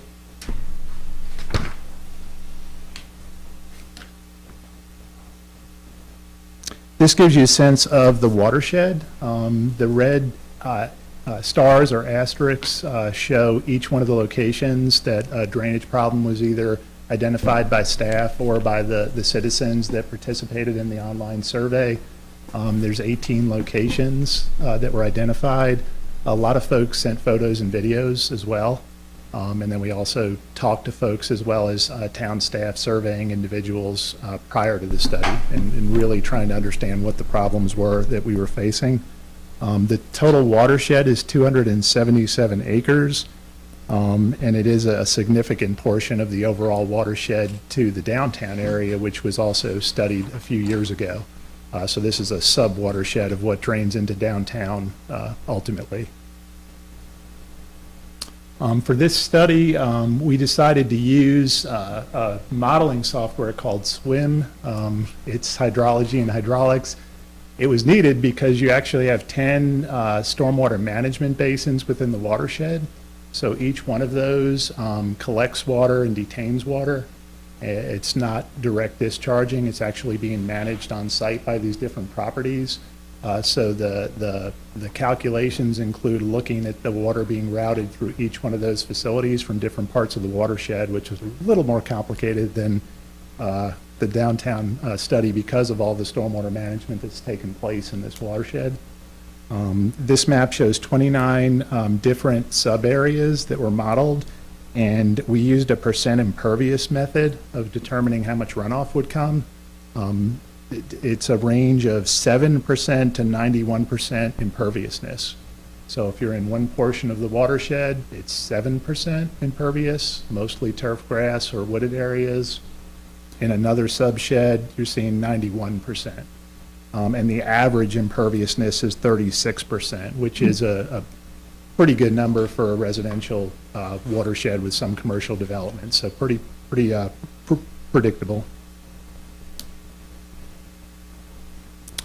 This map is showing you some of the locations where there's existing stormwater BMPs. The red hatched area is showing you some of the rear yard flooding limits that the model showed us. And then the table is showing you some of the different peak discharges for storm events. We actually looked at several different rainfall events to determine what the worst ones were for this watershed. We looked at the 1 hour long storm, which has a likelihood of occurrence once every 25 years. And then we looked at the 24-hour storm, which is more traditional for engineering studies. And we looked at that over a 2-year, 10-year, 25-year recurrence interval. So really 4 different storm events. And the one that produced the most flooding was the 25-year, 24-hour storm. The 1 hour storm was also similar to some of the flooding last year, but because the volume is less, it's higher intensity, shorter duration. This watershed does better with that type of storm because of all of the stormwater management basins. The 24-hour storm's a lot more rainfall over a longer duration. And what happens with the stormwater basins is if they were designed for, say, a 10-year storm for 5 or 6 inches of rainfall and we get 8 inches, the bathtub fills up. And then what does it do with the extra 2 inches of water? It spills out. So really, this watershed does great right up until the point those basins were designed for. And then you start to have a lot of stormwater basins that are seeing a larger storm event than we usually see, which is what leads to some of the flooding downstream. And that's what some of these numbers show you as well. But we did decide to use that worst case storm, that 25-year, 24-hour storm, in order to start looking at solutions for the watershed.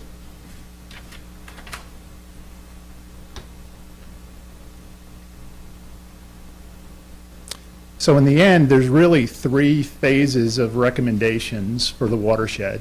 And the first phase, or phase 1, was specifically designed to recommend a quick, low-cost solution. It's not going to eliminate flooding, but it was something that we worked with the town staff on what can we do immediately. And so for that, we took a really close look at all 10 stormwater basins, and you could see the numbers 1, 2, 3, 4, and 5. I don't want to press the wrong button here. Which one's the pointer, Andrew? The one on top? The bottom? I don't want to press the wrong button and point. Maybe I'll just, which one is? That's it. It is that one. Okay. I know if you press the wrong button. I'm trying to look in the map over there. I'm sorry. For where the middle school is on the map, can you kind of point that at me really quick? So the middle school is here. The middle school runoff drains to a ditch near the entrance road, which is here. And then the middle school stormwater basin is here. And those red lines actually represent 1-foot depths. So you could kind of get a sense, the more red lines there are, the deeper the stormwater basin is. So this was modeled. This is, we're noting it as basin number 3 for a retrofit or a modification. 1 and 2 down here are also part of the phase 1 modifications or retrofits that we're recommending. And essentially with those 3 basins, there's an opportunity to just do a simple fix where we put a metal plate over the large diameter pipe coming out with a small hole in it. So instead of having a pipe, I think the middle school is an 8-inch pipe, we're recommending a 15-inch high plate with a 3-inch hole in it. And what's going to happen is for a smaller storm event, it's going to allow those lower depth flooding events to drain through a 3-inch hole, which is going to have a lower peak discharge. And then once that plate gets overtopped, it goes through the existing outfall. It overtops that metal plate that we bolt on there, and it goes out through the existing hole in the existing structure with the same exact conditions. So it's going to help us with smaller storm events. In the case of the other 2 basins, they actually don't detain water much at all. So the metal plate in these cases are going to significantly reduce the peak discharge. So again, these are portions of the upper watershed where we could do a really quick fix in order to reduce peak discharges, and we'll show you some results of the water as it goes downstream. Number 4 and number 5, we looked at doing the same thing to those stormwater basins, but they weren't actually big enough to provide enough benefit. So the recommendation for those is actually to enlarge the storage volume as well as modifying the outlet structure. So that's more of a land disturbance and it's more of a significant cost for the project. So we moved those into phase 3. But of the 10 stormwater basins that we analyzed, 5 of them seem to be performing really well.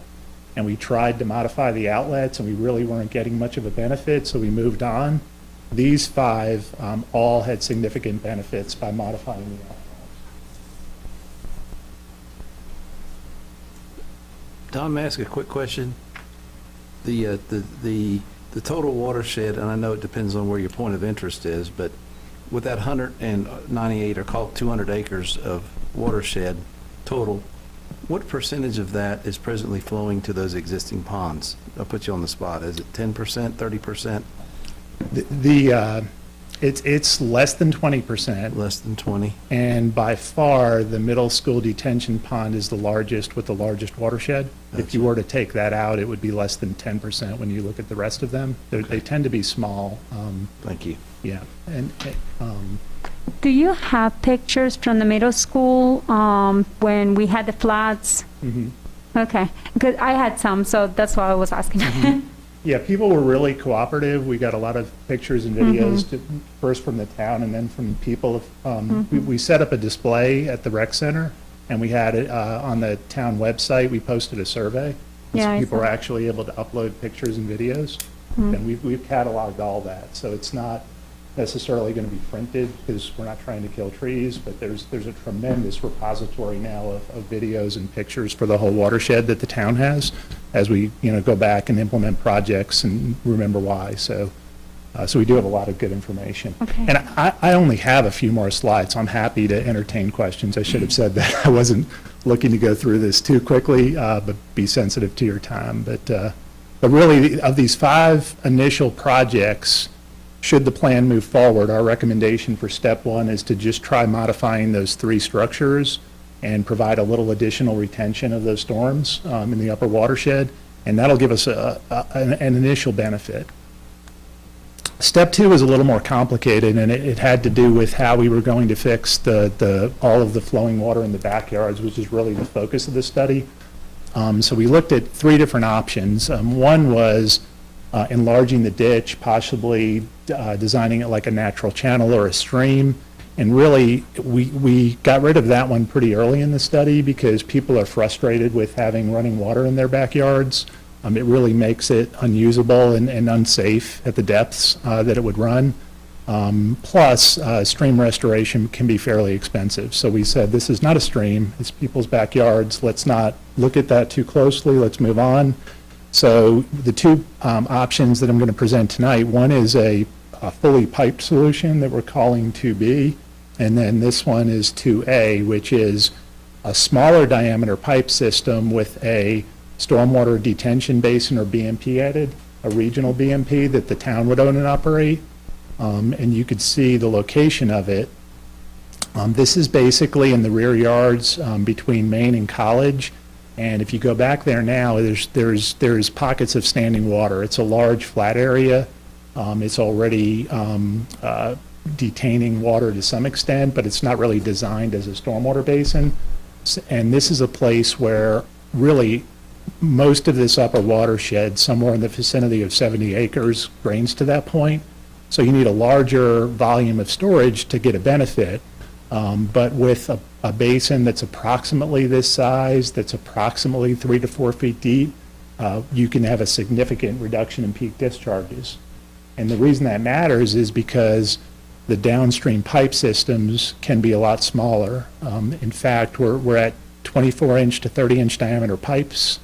The direct discharge for this existing pipe system, instead of draining directly into those backyards, would drain into our pond. So there's no uncontrolled water releasing into the backyards. It would go into a detention facility. And then this is the other place where I showed you a photo of the water draining into the backyards. And what we've done here is we've closed that up in a closed pipe system. So that'll be underground instead of coming in behind where the wooden fences were. That would get piped directly out. Sir, can I ask you Yeah, something really absolutely. quick? Mhm. Where the blue coloring is right now, is that, Randy, is that where we just approved those houses to be developed? That's where it is. Okay, so that stormwater pond that they're supposed to be building with the approval, conditional approval that we gave them the other day, It's not really required, you have to work out an agreement with them, involves the shared use of the pond for these purposes. That project, if you're referring to mistakes, is just for the plat. You see the word head wall? The green, Yeah. it's that okay, line so there. it's not where the That's problem. BMP thing is, okay, just to make sure. Yeah, Okay, we- thank you. we did look at that. That project would ultimately need to have a discharge or an outfall, which runs basically behind this existing building. Yeah, And then we would pick up that runoff in this facility. So whether this is somehow a shared facility with that project or a separate pond, both projects would need to, well, this project would mitigate flooding, that project would mitigate the impacts of the development. So they're doing similar things by storing water and detaining water, but they're doing it on two separate parcels. Randy, who owns the blue part, where the blue thing is? Is that backyards and is that space right there? It's in private ownership. So it is private ownership, so we don't have any ownership. Pipes too, right, that you displayed the All of it. 30 It inch, actually looks 24. like it crosses property lines there too, so it's probably multiple property owners. It's at least 4, possibly 6 property owners, unless we raise people's backyards, because right now, just that the area is naturally very large and flat, so it tends towards an area where you would have 3 or 4 foot depth of storage naturally, but it is going to touch a lot of different parcels, and there is a sewer line through there that would need to be adjusted, so it's a substantial construction project. Now, I know that you said that the middle school, I saw this last year, and it was amazing to see the amount of water that was pouring out of that stormwater pond from the school. That's why I was asking, is there a way to make the storm, I'm more than sure you guys have looked into or whatever, but is there a way that we can even talk to the school and see if we can make that larger, or what's there that we can do to try to, and is that expense that we have to cover since? The modifications that he's talking about for the stormwater ponds, those 3 ponds, I think is pretty low cost, really. Just basically funneling the pipe size down to smaller pipe size to slow the discharge. We did look at making the pond larger at the middle school, and a couple of options were explored. One was moving the berm closer to the road, and that is a very substantial cost. If you go look at that berm, the amount of earth you have to move to make it 20 foot larger is a really substantial amount of money, construction-wise. We also looked at possibly digging out some of this area, but the elevations there are so much higher than the outfall that all that happens is before the water gets more than 2 feet deep there, it starts spilling out into our road. So you really can't get much of a depth. So it's really kind of constrained by the fact that there's a sloping terrain, and we couldn't come up with a really cost-effective way to enlarge it, but I told my guys, make it 25% bigger anyway and tell me what it does. And it didn't have a huge impact because it's already a fairly large pond. And what we looked at on all 10 ponds was the discharge per acre, just to kind of rate them to say which pond is performing the best. And that this pond was, you know, if it was an A through F grade on a report card, this was like a B, C kind of grade. It was definitely not the best, but it was doing pretty well. So we're just recommending a modification to the outlet just to make it perform a little bit better. But ultimately, the bigger benefit is going to be, you know, capturing all this water in this pipe system and picking up some of the unmanaged runoff that's coming into it, like this pipe at Maine. That's what's really turning sort of a flowing water situation at the middle school pond into a flooding issue. That along with the flat terrain in the backyards. So this will be a pipe system. So what right now is flowing as an open channel in their backyards will be a 2 foot diameter pipe, also a reduced peak discharge. So it may take 2-3 days on, during some rainstorm events for the pond to completely drain dry, but the water's in a pipe. So people aren't going to see that. It's going to be underground. All they'll see in their backyard is a grade inlet, and we'll grade their yard to drain to that inlet. So as long as they keep the leaves clear for that, it'll just get sucked straight down into the pipe. It's a lot like Hans Meadow. The pipe is underground on Hans Meadow Drive that we built, and what you Wayne? The pipe is underground. So for a sizable storm event, you really don't see the water. It's in the pipe. And then if you do have any larger storm events, it can come all the way up to the brim of the grade, and it can even get 6 to 12 inches deep before it really starts to look like a flooding issue, which is a pretty large storm event in this case, before it would be anything that they would even see running water. It's just going to get sucked straight into the pipe system and out.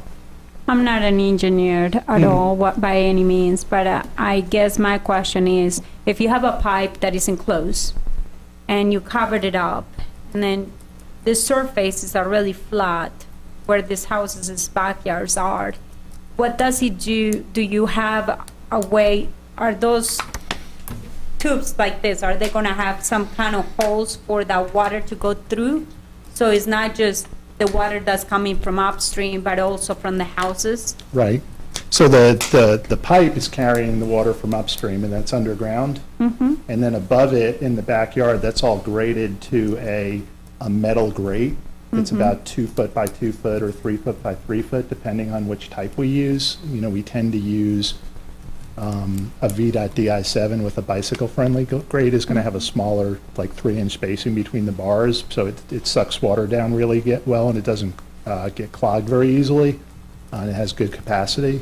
The whole backyard will drain into that, and so pretty much between each driveway, there would be an inlet, a way for that water to get into the pipe system, and so it would just contribute to the running water underneath their backyards, and they wouldn't see it. It would just get sucked down. The only way it doesn't work is if it gets clogged with leaves. So that gets into what type of grate you use. The larger the grate, the better it does for not getting clogged. Or we use a smaller grate so that it's smaller openings, and it just has to be cleared if we get a really bad storm event. So that's the trade-off. But that's more of a design detail. Yeah. The correct answer is just to say everyone will have a grate. It'll all drain to the grate, and the land actually follows that pattern. It's sloped, and each one of the backyards drains to an open channel. So we'll just put the pipe in that channel, a little bit lower invert than the existing channel, bury it, and just grade everything to that grade inlet. Okay.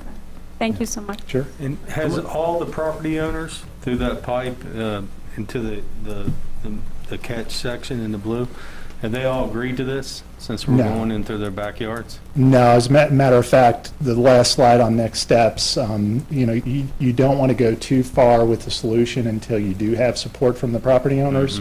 So I think that's going to be, other than the quick fix solution that we discussed as phase 1, the first step for phase 2 would be to start approaching individual property owners. A large majority of them have actually, contributed, made drainage complaints. It's their backyards they're taking pictures of. Right. But you find in this industry, that doesn't mean that they're going to give the town a permanent easement. Yeah. Only takes and it only one takes to say one, no. right? And it's very difficult to get that water up onto College Street into the right of way. If you go look at it, it sits considerably below. We looked at the feasibility of trying to get that water up to College Street into a public right of way, or up to Main Street into a public right of way. And it just doesn't work. It sits too low. It would be millions to try to get that water uphill. So this is the reasonable cost solution to fix flooding in their backyards, is to pipe it, regrade the backyard so that they don't have drainage issues. And we just need drainage easement so that we can get in there and inspect and maintain the pipe system once we build it. I have a question for you as far as the College Street. I know that College Street, what you're saying, I know that part of College Street is much higher, but I will have to kind of not disagree with you, but there is a part where when we had the last storms, you probably saw some of the pictures, the water was coming through these pipes, well, I don't know that they were stormwater pipes, but they were coming through on the road. So there was water spouting out from the main road of College Street. And is there a way to even consider moving not the whole tube through College Street, but to Right. make a very large portion of that to go through there, because the water that's coming from the middle school eventually can be thrown that way instead of being thrown into the houses. Yeah, College Street has a few issues as well. We're looking at modifying this basin which drains to College Street. We're also looking at enclosing the ditch here, which does flood. It's a pretty deep asphalt ditch next to the road. It's the only section of pipe that's missing along College. The rest of it is piped. There's one open ditch section, and it's just downstream of this, there's sort of a rear yard channel through here. If you go up to Hillcrest, there's a riprap ditch right there that the homeowner sent videos of the water pouring down that riprap ditch. And that's a pretty large watershed that's coming down there, and the only stormwater management basin is up here. So one of our recommendations is to try to figure out a way to enlarge that and reduce peak discharges there as well. And then there's a standing water issue along Hillcrest, and we thought a small rain garden would work just fine there. It's really just a small flat area that doesn't drain well. So an inlet or a small spot drainage improvement. So we call these phase 3 because they're really not fixing the main problem, but that they are starting to address some of the other issues in College Street. And we did look at putting the College Street water into the backyards, but that's a little bit of a common sense thing. Like, you wouldn't want to put more water where the biggest problem is. But we did look at it, and it's just, it makes the pond so big that it starts getting too deep, and it starts causing, a worse condition where we're trying to build the facility. And that's the most impacted area anyway, really, for the planned construction work. So it works pretty well for a fairly large storm event to just modify the stormwater detention facilities and pipe that water down College. And then once it hits Depot, it's under Depot Street and it's clear. So that's a fairly low cost need, and we could certainly do that part of the project sooner, but it's not going to address the core issue, which is the backyard flooding. That's going to be your phase 2 recommendation for this project. Have you made this presentation for the homeowners? No, this is, Have you thought about doing that maybe?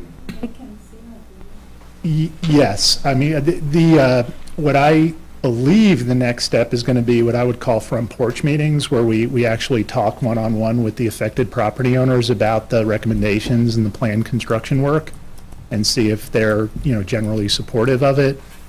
Sometimes it's the details that they need to understand in order to support the project. Sometimes it's not. Sometimes it's just not something they're interested in. So that's going to affect the whole plan, really. Like we said, one homeowner would be tough to work around in this case.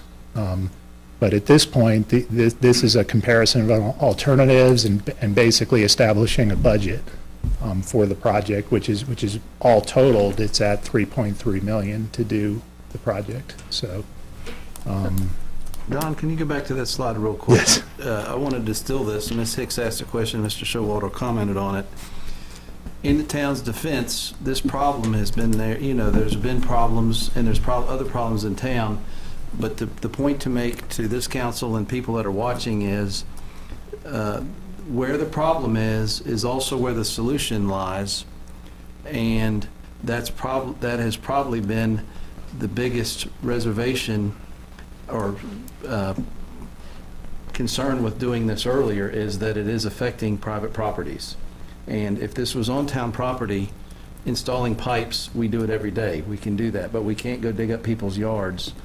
And so, but I just want to point out to council very simply that where the problem is also where the solution is, and it is impacting a wide variety of property owners. And the only two ways for us to construct that is through property owner acquiescence, that they agree to it voluntarily, or for the town to condemn and use eminent domain to put the system in. And I'm saying that now because I won't be here a year from now when this is implemented, but I'm telling council that this is the biggest challenge on this project, is not dollars. Okay? It's people agreeing to this. I just want to make that point because I think that's very germane to your comments, and Mr. Showalter noted that, but where the problem is also where the solution lies. And that's, all the easy projects have been done, as we say in engineering, all the easy projects have been done. It's the hard projects, and that's why this one is hard. It's not dollars. You know, even though that's big money, but that's not the biggest problem. The biggest problem is property owners. And that was one of my concerns too, and that was why I was so concerned about, doing that to the owners, but also trying to make up solutions that are not going to be impacting them but helping them. And that was why I was asking about maybe moving these pipes into our street, maybe, fixing the middle school ponds and things like that. Because I do think that we can probably work with the school system as far as this goes, but we probably have, a lot more people that we have to deal with if that was the case, So thank you for making that comment, sir. Yeah, This is the solution. It is the solution. Yeah. This is what Yeah. we paid your firm to find out for us. This is it. We always look for a public right-of-way solution because we know that the community is impacted by these projects, but the largest long-term impact to these homeowners is allowing the town staff access to the drainage system that we built so that we can inspect it and maintain it. So we just, once it's built, the town will be responsible for the project. And then once it's built, we just need to know that we can come in there and maintain it because it affects everyone upstream if it's not functioning properly. I know. So that's the biggest impact. The water will mostly be underground, and all they'll really see above ground in their better maintained backyard would be the inlet, the great inlet, so that their water can get into the system and be a part of the solution. I know it was mentioned that one of the solutions that we were thinking about was not me, but one of the things that was mentioned, well, it will be good for those people to pay flood insurance, which is great, but it also costs us money. It would have been nice for these owners to have flood insurance before an event like this, but if we were to do work like this, let's first say we have all the money, we have all the permission from every owner and everything, we were to do the work, will they still be required to have a flood insurance? Will they still be on the flood zone? I guess my question.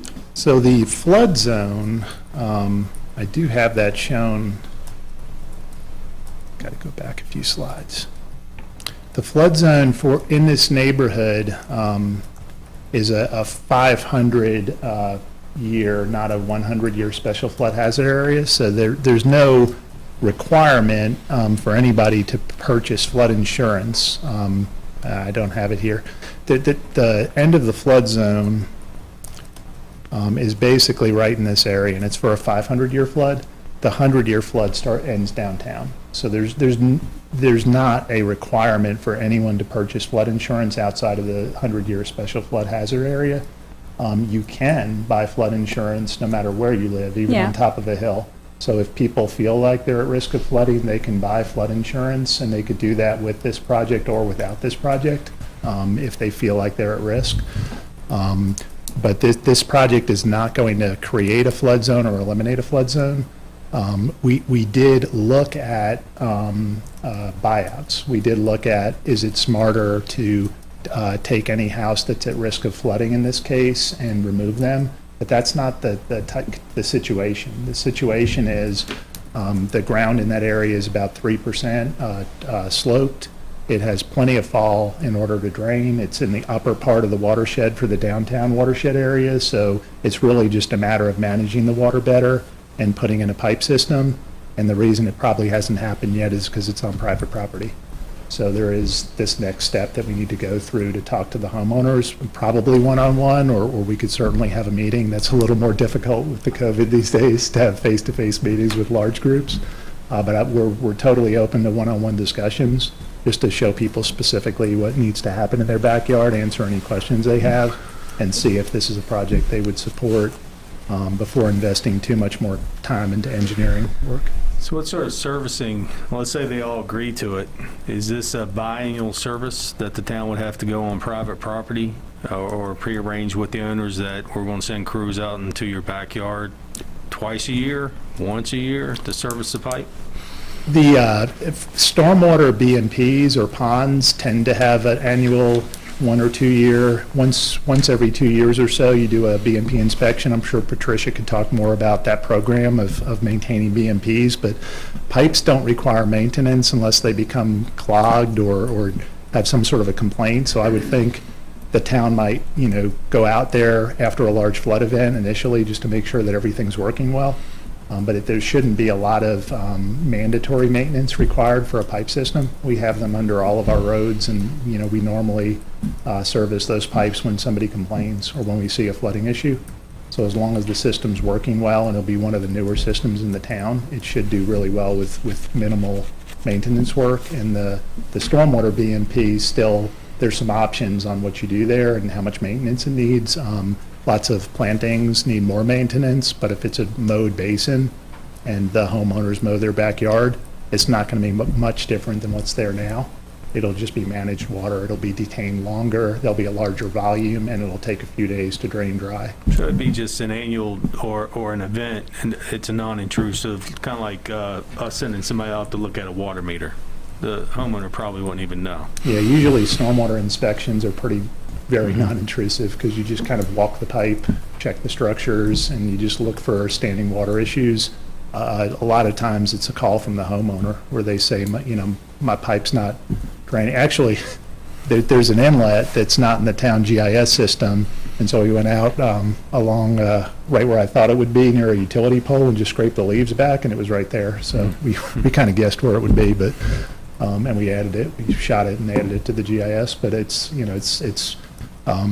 pretty predictable where the flooding would occur. It would be anywhere those grates get clogged with leaves and sediment, and you just clear it, and water gets into the pipes and works. So you, I was going to say ponds periodically, Henry, closed drainage systems hardly ever. That's what it is. Yeah. Ponds periodically. Yeah, open ditches are even easier because you could see the water flowing, but I think in this case, a pipe system is the right solution for folks, because then when they're in their backyard, they don't even see that water. When it's 2 days of draining the pond, it's all in the pipes underground, and it's not really seen. It's piped all the way down to the Depot Street. So you would see the flow coming out there at Depot, but you wouldn't see it all the way to that point, So you were the engineer firm, but as far as, can you tell us anything about, or do we have those numbers as far as time frame, if we were to do this? What will the cost be if we were to do just some steps, starting from right now, just like some that we think are gonna make the biggest impact, like the stormwater ponds at the school system and things like that? Do you have any numbers and things? I do. These numbers are more hydraulic results. We've already talked about this, but you could see the orange lines on the left are reduced peak discharges coming out of the ponds. So like, for example, the one on Mud Pike reduced from 6 CFS to 2 CFS. So that those little fixes are really going to reduce the discharge at that point. It's a smaller portion of the watershed, like Councilman Sipes mentioned. And then on the right side is the combined flow in the backyards and the benefits. And at the pond location, it's a 40% reduction in peak discharge. And then it's only 14% as you get lower in the watershed, but it's still a substantial amount. It's 64 cubic feet per second, which is, I know that's an engineering term, but it's a substantial amount of water of reduced peak discharge. And then this one, I just wanted to bring this up because this affects the previously recommended College Street project, Phase 2. That project was $2.75 million to install a box culvert that would pick up this runoff off of Depot and run it down College Street to Hickok. And there's, according to our modeling, there's not going to be a need for a box culvert, maybe not even a small diameter pipe there, if this project was fully implemented. So even though the price tag on this is $3.3 million, we think it would save at least $2 million off of the future implementation of this project. Because you're really into either doing a green street type of solution on College Street and extending your walkable watershed concept, or just small diameter storm drain system at this point. If you did a fully piped system without a detention pond, it started triggering 4-foot diameter pipes all through this downstream area and eventually a box culvert. So if we increased pipe capacity and made all the pipes bigger on College Street, you would be paying for that downtown to the tune of a couple of $1 million. But if we detain the water and we get some participation and get that pond built, it's going to really make that watershed reduce the discharges so that we don't have to deal with them on College Street downtown, which is really where the benefit is, where the cost savings is. This is our next step slides. Basically the goal would be to try to approach the property owners at this point with the easement needs and try to secure those easements, or at least somewhat of an agreement that they would support the project. And then also to get those small BMP retrofits done for phase 1 that are very low cost. And then to start looking at the rest of the project from the standpoint of possible funding sources. As Andy mentioned, the town's been successful with revenue sharing and with DEQ SLAF funding, which is 50% cost share from the state. So if there's a way to leverage that, we'll certainly look at that. There's also a new funding source from FEMA called Building Resilient Infrastructure in Communities, BRIC, B-R-I-C. And that has gone through one round of funding. It was brand new last year, so they're just working out the kinks. But the plan for the Virginia Department of Emergency Management would be to see that portal open this summer, which is around the same time as the DEQ program opens for funding applications. And these are actually the types of local stormwater projects that they're starting to do. Previously, FEMA was mostly doing hazard mitigation projects in floodplains, and they've moved now to where they're actually supporting like local stormwater flooding issues.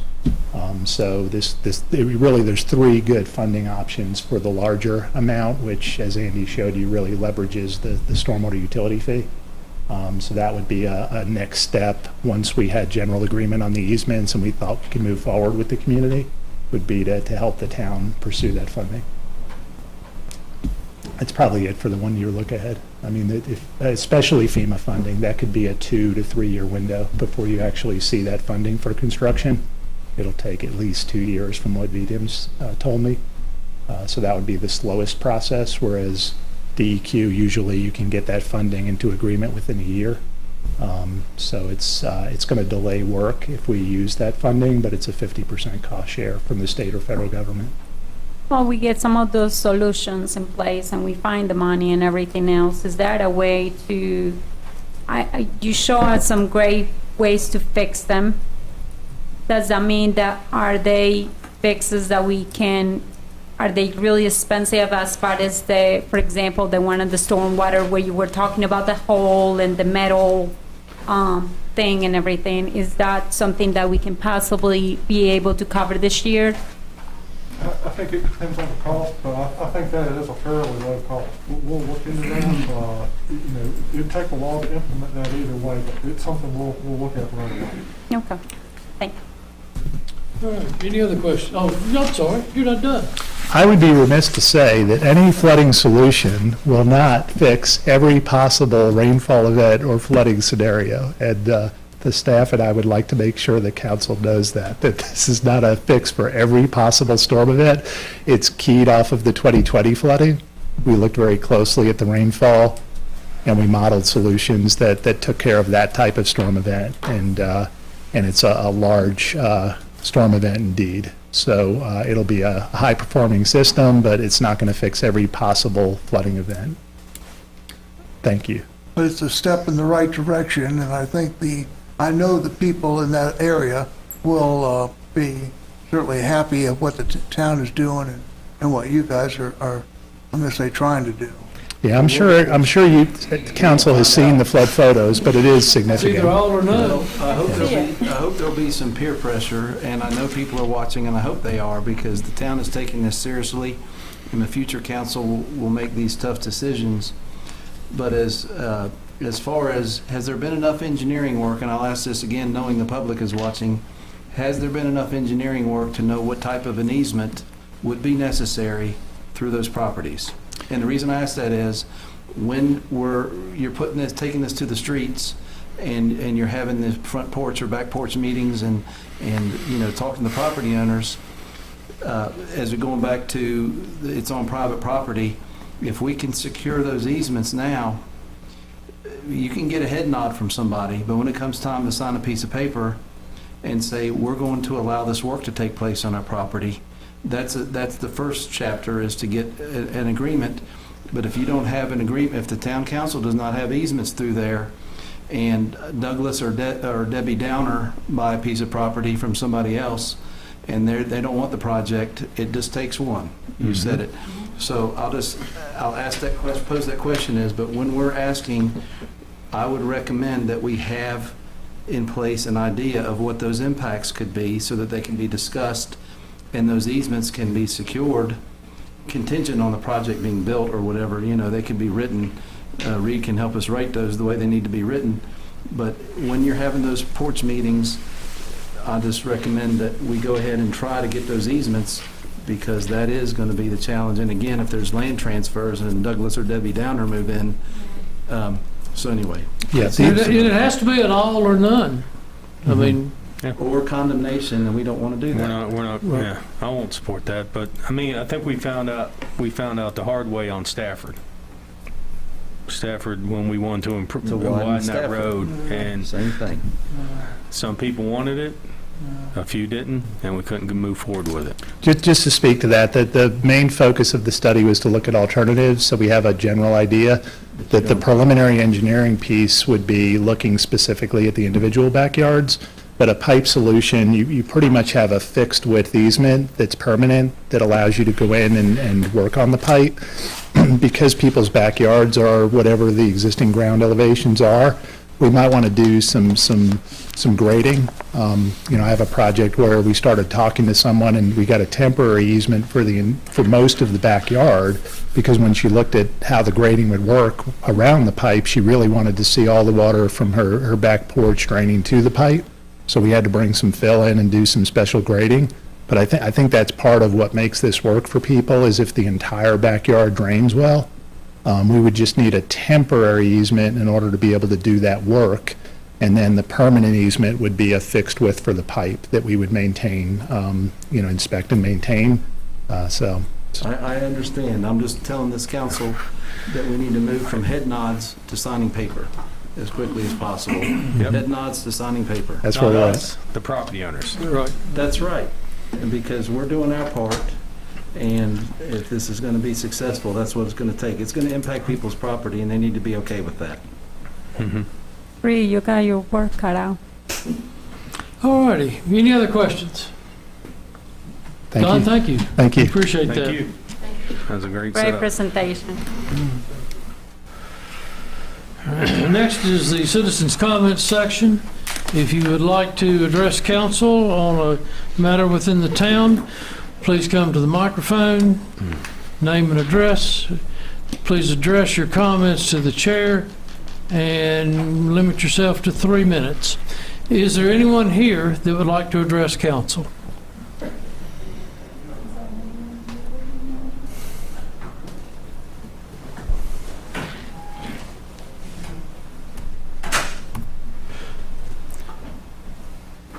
And I think there's a 10 or 20 second delay into the sound into the other room, so I think there's been plenty of time. Hearing no one, I'll close the citizens' comments. We'll go to committee reports. Mr. Stopes and Mr. Bishop on the street committee.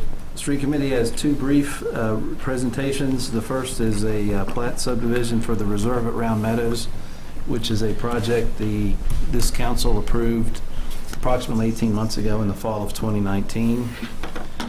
And this is basically, as I like to say, the final act in the development process for the project to move forward, and that is the survey plat of the master plan of development. And that's what you're seeing here, the subdivision overview. There are 53 lots, or 51 lots, excuse me. Is that correct? 51 lots. Correct, 52 with the open space. 52 with the open space, but this council approved 51 developable lots on the former Round Meadow golf course, and that is the only development that will occur on here. And the lots that you see are shown on the screen, and those are the 51 lots. There's 48 along Round Meadow Drive, and then there's 3 along Christian Mill Road on the left, which are larger lots. And so this conforms, this is consistent with the master plan and the permit, the conditional use permit that, or the master plan that council approved 18 months ago. And this plat was reviewed by staff and found to be consistent with the master plan and the zoning ordinance. And the street committee recommends approval of this plat as presented, and that recommendation is also a motion. Mr. Stipes, I was not here part of Do the we have a council. second? I'm the second. Okay, we have a motion and a second. Now discussions. I'm sorry. I was not part of town council at the time, and I know that, what is really the request here? Can The you request is basically, the town council has already approved this development.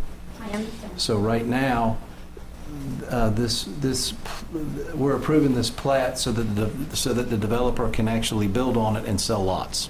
Oh, They can't sell, without a survey. yeah. So we're just approving the plat. So does that answer your question? Yes, sir. Yeah, okay. So, in this subdivision and the way it's shown now, I'm under the assumption that all the streets are going to meet our standards and that our fire trucks and fire engines, hope they never have to go out there, but if they do they have plenty of access and plenty of turn? 60 feet of right of way and it's 30 feet of pavement, so it meet all our regulations. Are they limited, there's no parking on the streets? Sure, that's a There condition. would be parking on the street with a 30-foot. We have parking on all kinds of Okay, streets I- with a 30-foot. Do you remember if they have sidewalks on both sides, I guess? Sidewalks on at least one side. Correct. All these places It is on both sides. Big, It was confirmed that during garage inspection. anyway, two-car garage. Okay. Both sides. Any other questions, Madam Clerk? Yes, sir. Councilman Bishop, Councilwoman Hicks, Aye. Councilman Hubbard, Aye. Councilwoman Sacks, Aye. Councilman Showalter, Aye. Councilman Stipes. Aye. That's 6-0. Thank you. The second plat is at Midway Plaza, shifting over to the north side of town. And before we look at the plat, Mr. Warren, would you just give perspective as to where this is? Yes. With the, So, Corning Drive is to the right here. Further to the right would be North Franklin Street near the town boundary line, on the northern side near Merrimack Road. To the south is Midway Plaza Drive. Across Midway Plaza Drive is Extreme Springs, and then which is next to Extreme Springs further south is Corning. So it is really on the northern end of town. it's basically right across the street from the former roller skating rink, or now the Springs place. So all this plat is consolidating all the smaller lots that you see to make a combined area of close to 5 acres, 4.981 acres. All the lines internal to that, the property lines, are being requested to be vacated to just make one big parcel so that it can be developed the way the developer has intended within the zoning that it's in. So it's a very simple request. It's basically consolidating the little lots to make, the 6 lots to make one big lot. And so the street committee staff reviewed that, and the street committee recommends approval of this plat also, and that recommendation is also a motion to approve. I have a second. Motion and a second. Any questions? Yes. This was not approved before. This is the first time that they're coming to us requesting for all these pieces of land to be put together in one chunk, correct? To my knowledge. It's been subdivided previously, so it was previously subdivided. They're now requesting to vacate the lot lines. Okay. So now they're putting it together, and it still has to go through planning and everything else for the developing of the number of properties that can be built and everything else, correct? It's zoned R3, and multifamily is allowed by right in R3. So it wouldn't need to go back to planning commission for. So the any amount approval. of properties that will be able to be built is, once again, what was the number? It's 1 unit per 1/10 of an acre is what's allowed by right. If they wanted a higher density, they could go to 20 units per acre with a conditional use permit, but that would have to come to Planning Commission and Council. Okay. And that was how many acres again? The density that's allowed by right is 1 unit per tenth of an acre. What was the size of this lot again? 4.981. So they could go 49. Oh, okay. 4.981. And the intent is to build townhomes? Correct. The proposal for 46 townhomes. Thank you. All right, any other questions? Madam Clerk? Yes, sir. Councilman Bishop? Aye. Councilwoman Hicks? Aye. Councilman Hubbard? Aye. Councilwoman Sacks? Aye. Councilman Showalter? Aye. Councilman Stipes? Aye. 6-0. Thank you very much. Under discussion and action by mayor and council, we are going to ask to vote on the request from Gay and Neal to rezone the 43.4 acres of property owned by Montgomery County as discussed in the public hearing. Do I have a motion? So here. Do I have a second? I'll second. Okay, you have a second? I'll second. We have a motion and a second. Any discussion? I think I'm really, I don't know if, I am having a hard time with this one because I want them to be able to have this request and for this to go through today. However, I do understand that we sometimes need to follow on our, the rules that non-said rules or written rules before. And I think even though I voted for this before, I do see what Mr. Stipes or someone said, that we should definitely wait, just because we asked for everyone to wait before, and I think it would just be, unless it's a really necessary thing, I think the answer that I got is not really going to, I think, change things as far as not being able to build on the school right now. So with that understanding, I think, can I have the same to go back and change my vote? We're actually voting to rezone it right now. We were outvoted, and I'm going to support it, but maybe the next time we'll be consistent. What's on the table is this. Yeah. So next time, I voted no before, but we were outvoted, and Okay, I understand. I'm sorry. Or you can withdraw your motion and the second, and you can have a motion to table this. well, right now, we have something on the table right now. That should have been done a while. We haven't had a vote on whether we're going to approve it or not. We have a motion to approve And second. and a second to approve.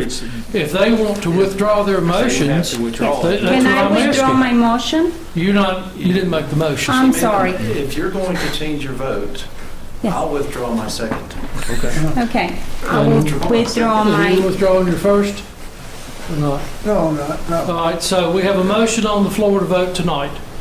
okay. Do I have a second? Hearing none, we will not vote on this matter tonight, and we will take it up at our next council meeting, 2 weeks. Okay?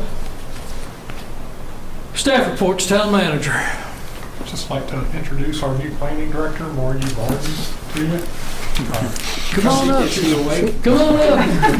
Get up to the podium. You haven't done your song and dance and history report yet. Previously served as planning director in Culpeper, and she's been doing consulting work the last several years. Thank you. Hi, I'm Mayor Barber and members of the town council. So I've been here in Christiansburg now since March 20th, 2021, and it's been very, very exciting. The staff and general the administration and the community have been very supportive of my entry into the position. The town of Christiansburg is a wonderful little community. You have a lot of really well-honed development systems and such incredible expertise here. The community seems so vibrant with all the wonderful commercial development and residential development.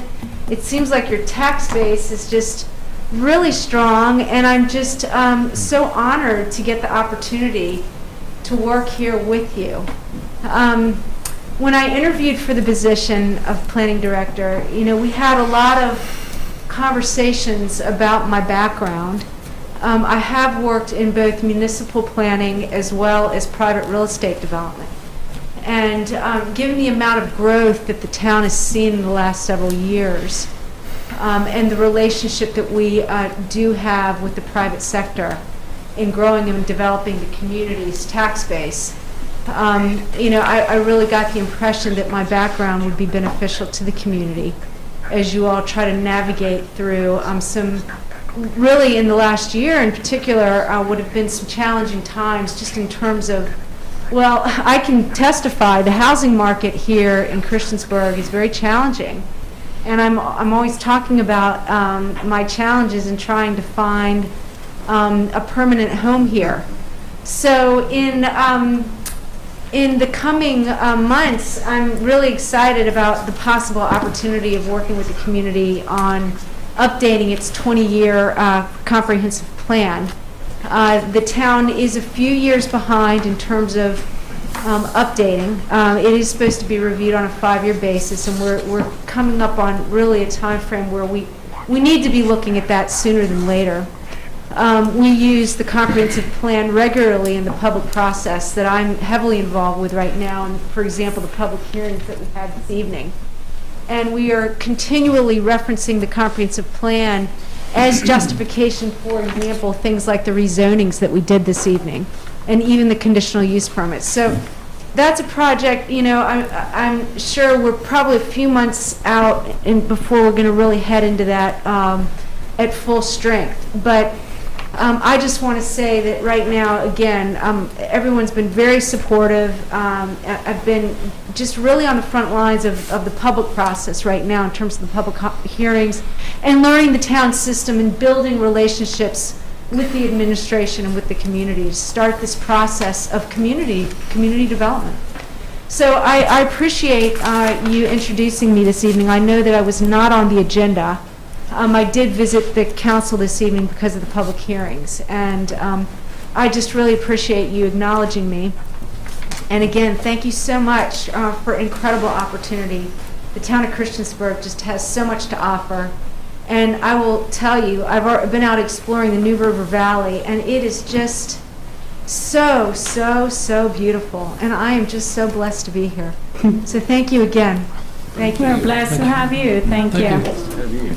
So is there a procedural problem with not voting on that thing tonight? Well, there was a concern just because it was rescheduled, then the motion to approve was withdrawn. We just, I think, need to make sure it's on the schedule for the next meeting. Well, I believe I announced we would vote on it at the next council meeting. Was that not your understanding, council, that we would vote on it then? Yes. So it is on that agenda. Good. Continue, Randy. So point out also that I've hired Mike Kelly from our engineering department, assistant engineering director, as engineering director effective the end of June when Wayne Nelson's retirement becomes effective. Great choice. Good man. Any meetings or anything we got to schedule? That's all I've got. Very good. Mr. Broughton? Nothing. Thank you, Mayor. Any other staff? Oh, God, I think they all went home.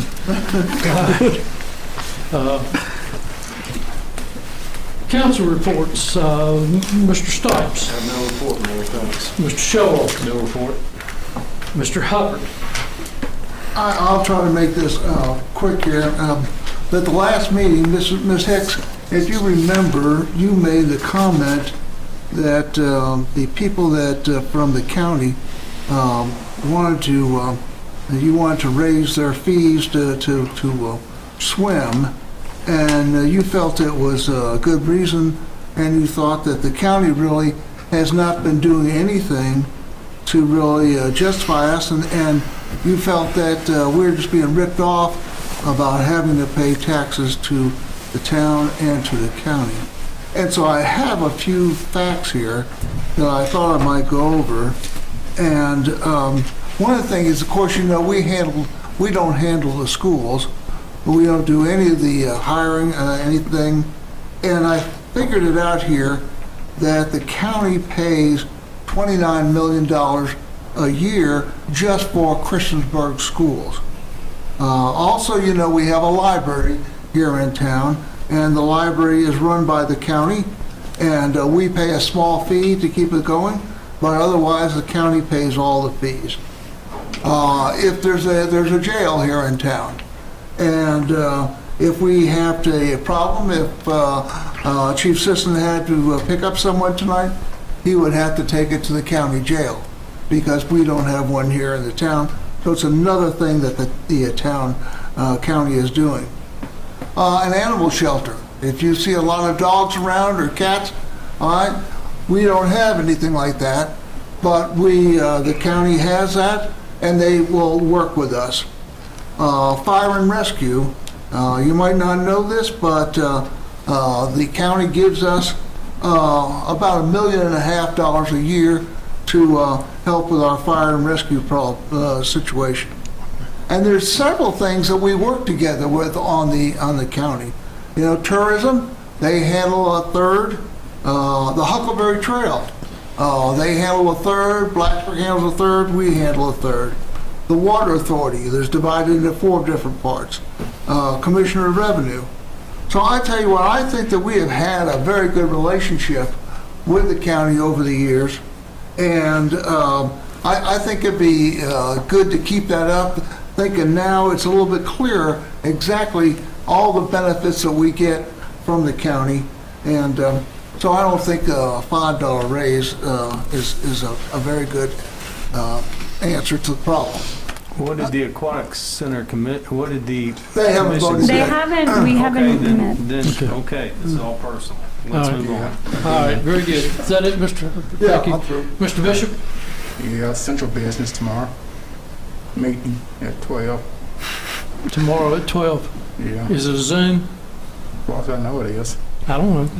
Just I ask don't a either. question. 12 o'clock, huh? Yeah. I would like to participate if I can.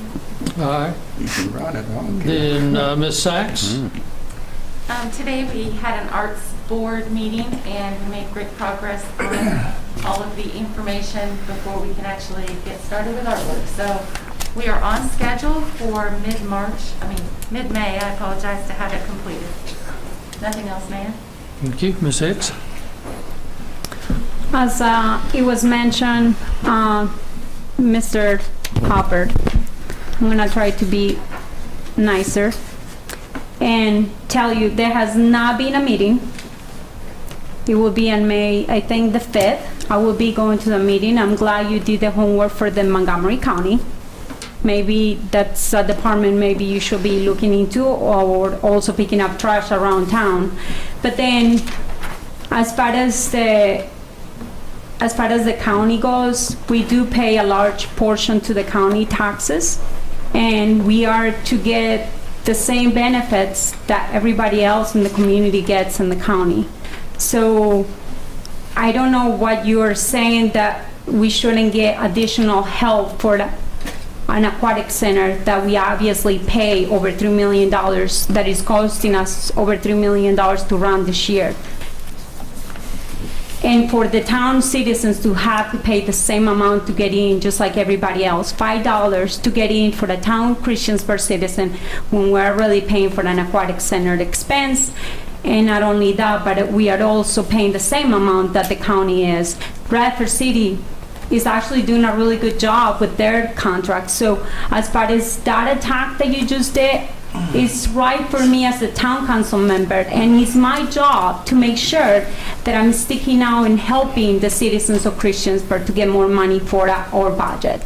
And I think that would be the best interest for everybody to work together. Thank you. But you yourself, You've had your time, Steve. You've had your time. A couple of things. If you noticed on the way in, there's a new police department vehicle that's parked out front. It is a child abuse prevention awareness vehicle. Mark, you've had your guys had it decaled, and it's going to be permanently on the streets promoting child abuse prevention. That's correct. We sent a press release out today, and I'll be at press conference tomorrow. Media loves that. It's a great way to get that. Not going anywhere yet. We as a council and a Did you see this? community always support child abuse prevention month, which is April, so All right, thank you. Beautiful car. Randy, I'm sorry. Randy and Andrew and myself went to the ribbon cutting today for Chicken Salad Chick. How was it? It's fantastic. It was very busy. I mean, I didn't, other than a couple of samples, I didn't eat there. I didn't, it was too early in the morning, but it was still. Yeah, a couple of samples though. They had a couple of small samples, and it's really good. I think they have 12 different varieties of chicken salad and egg salad, this whole stuff. And there's they were extremely pleased. They made a donation of $4,200 to Micah's backpack program. They had a soft opening, I think, over the weekend, and I think they used the profits from that. And I talked with the president, CEO of the company, and I think he is going to recommend that they match that grant to another $4,200 to Micah's backpack. So it was good. It's really an interesting setup and an interesting franchise. We went to a ribbon cutting yesterday. It was Clarity Eye Services, and they actually have expanded. Their business has gotten so good over the last year and a half. They expanded from a smaller building. They're now in the old Roanoke Times building at Food Line Plaza, and that's quite a. It says quite a bit. They're extremely pleased, and they're showing signs. I got a business report this week, or late last week, from Tracy, and I think I know Stacy Harris, and I think I noted 8 or 9 new businesses over the last month. Only one of them was a home-based business.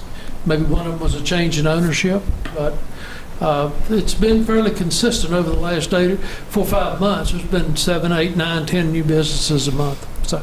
The ribbon cutting ceremonies, how are we getting invitations to those? I've never seen those that I Chamber of remember. Commerce does them. They handle ribbon cuttings. And wouldn't it be kind of nice to have that extended invitation to some of us? Sure. Well, you ask her, because I didn't get those either. So would you ask her to CC all of us on that? All right, yeah. Or I can do that. Be glad to. It'd just be easier for her to do it. Sure. Okay. That sounds good. Thank you. All right. Any other business to come before council tonight? It's been a long but a very productive meeting. Thank you very much, and we are adjourned.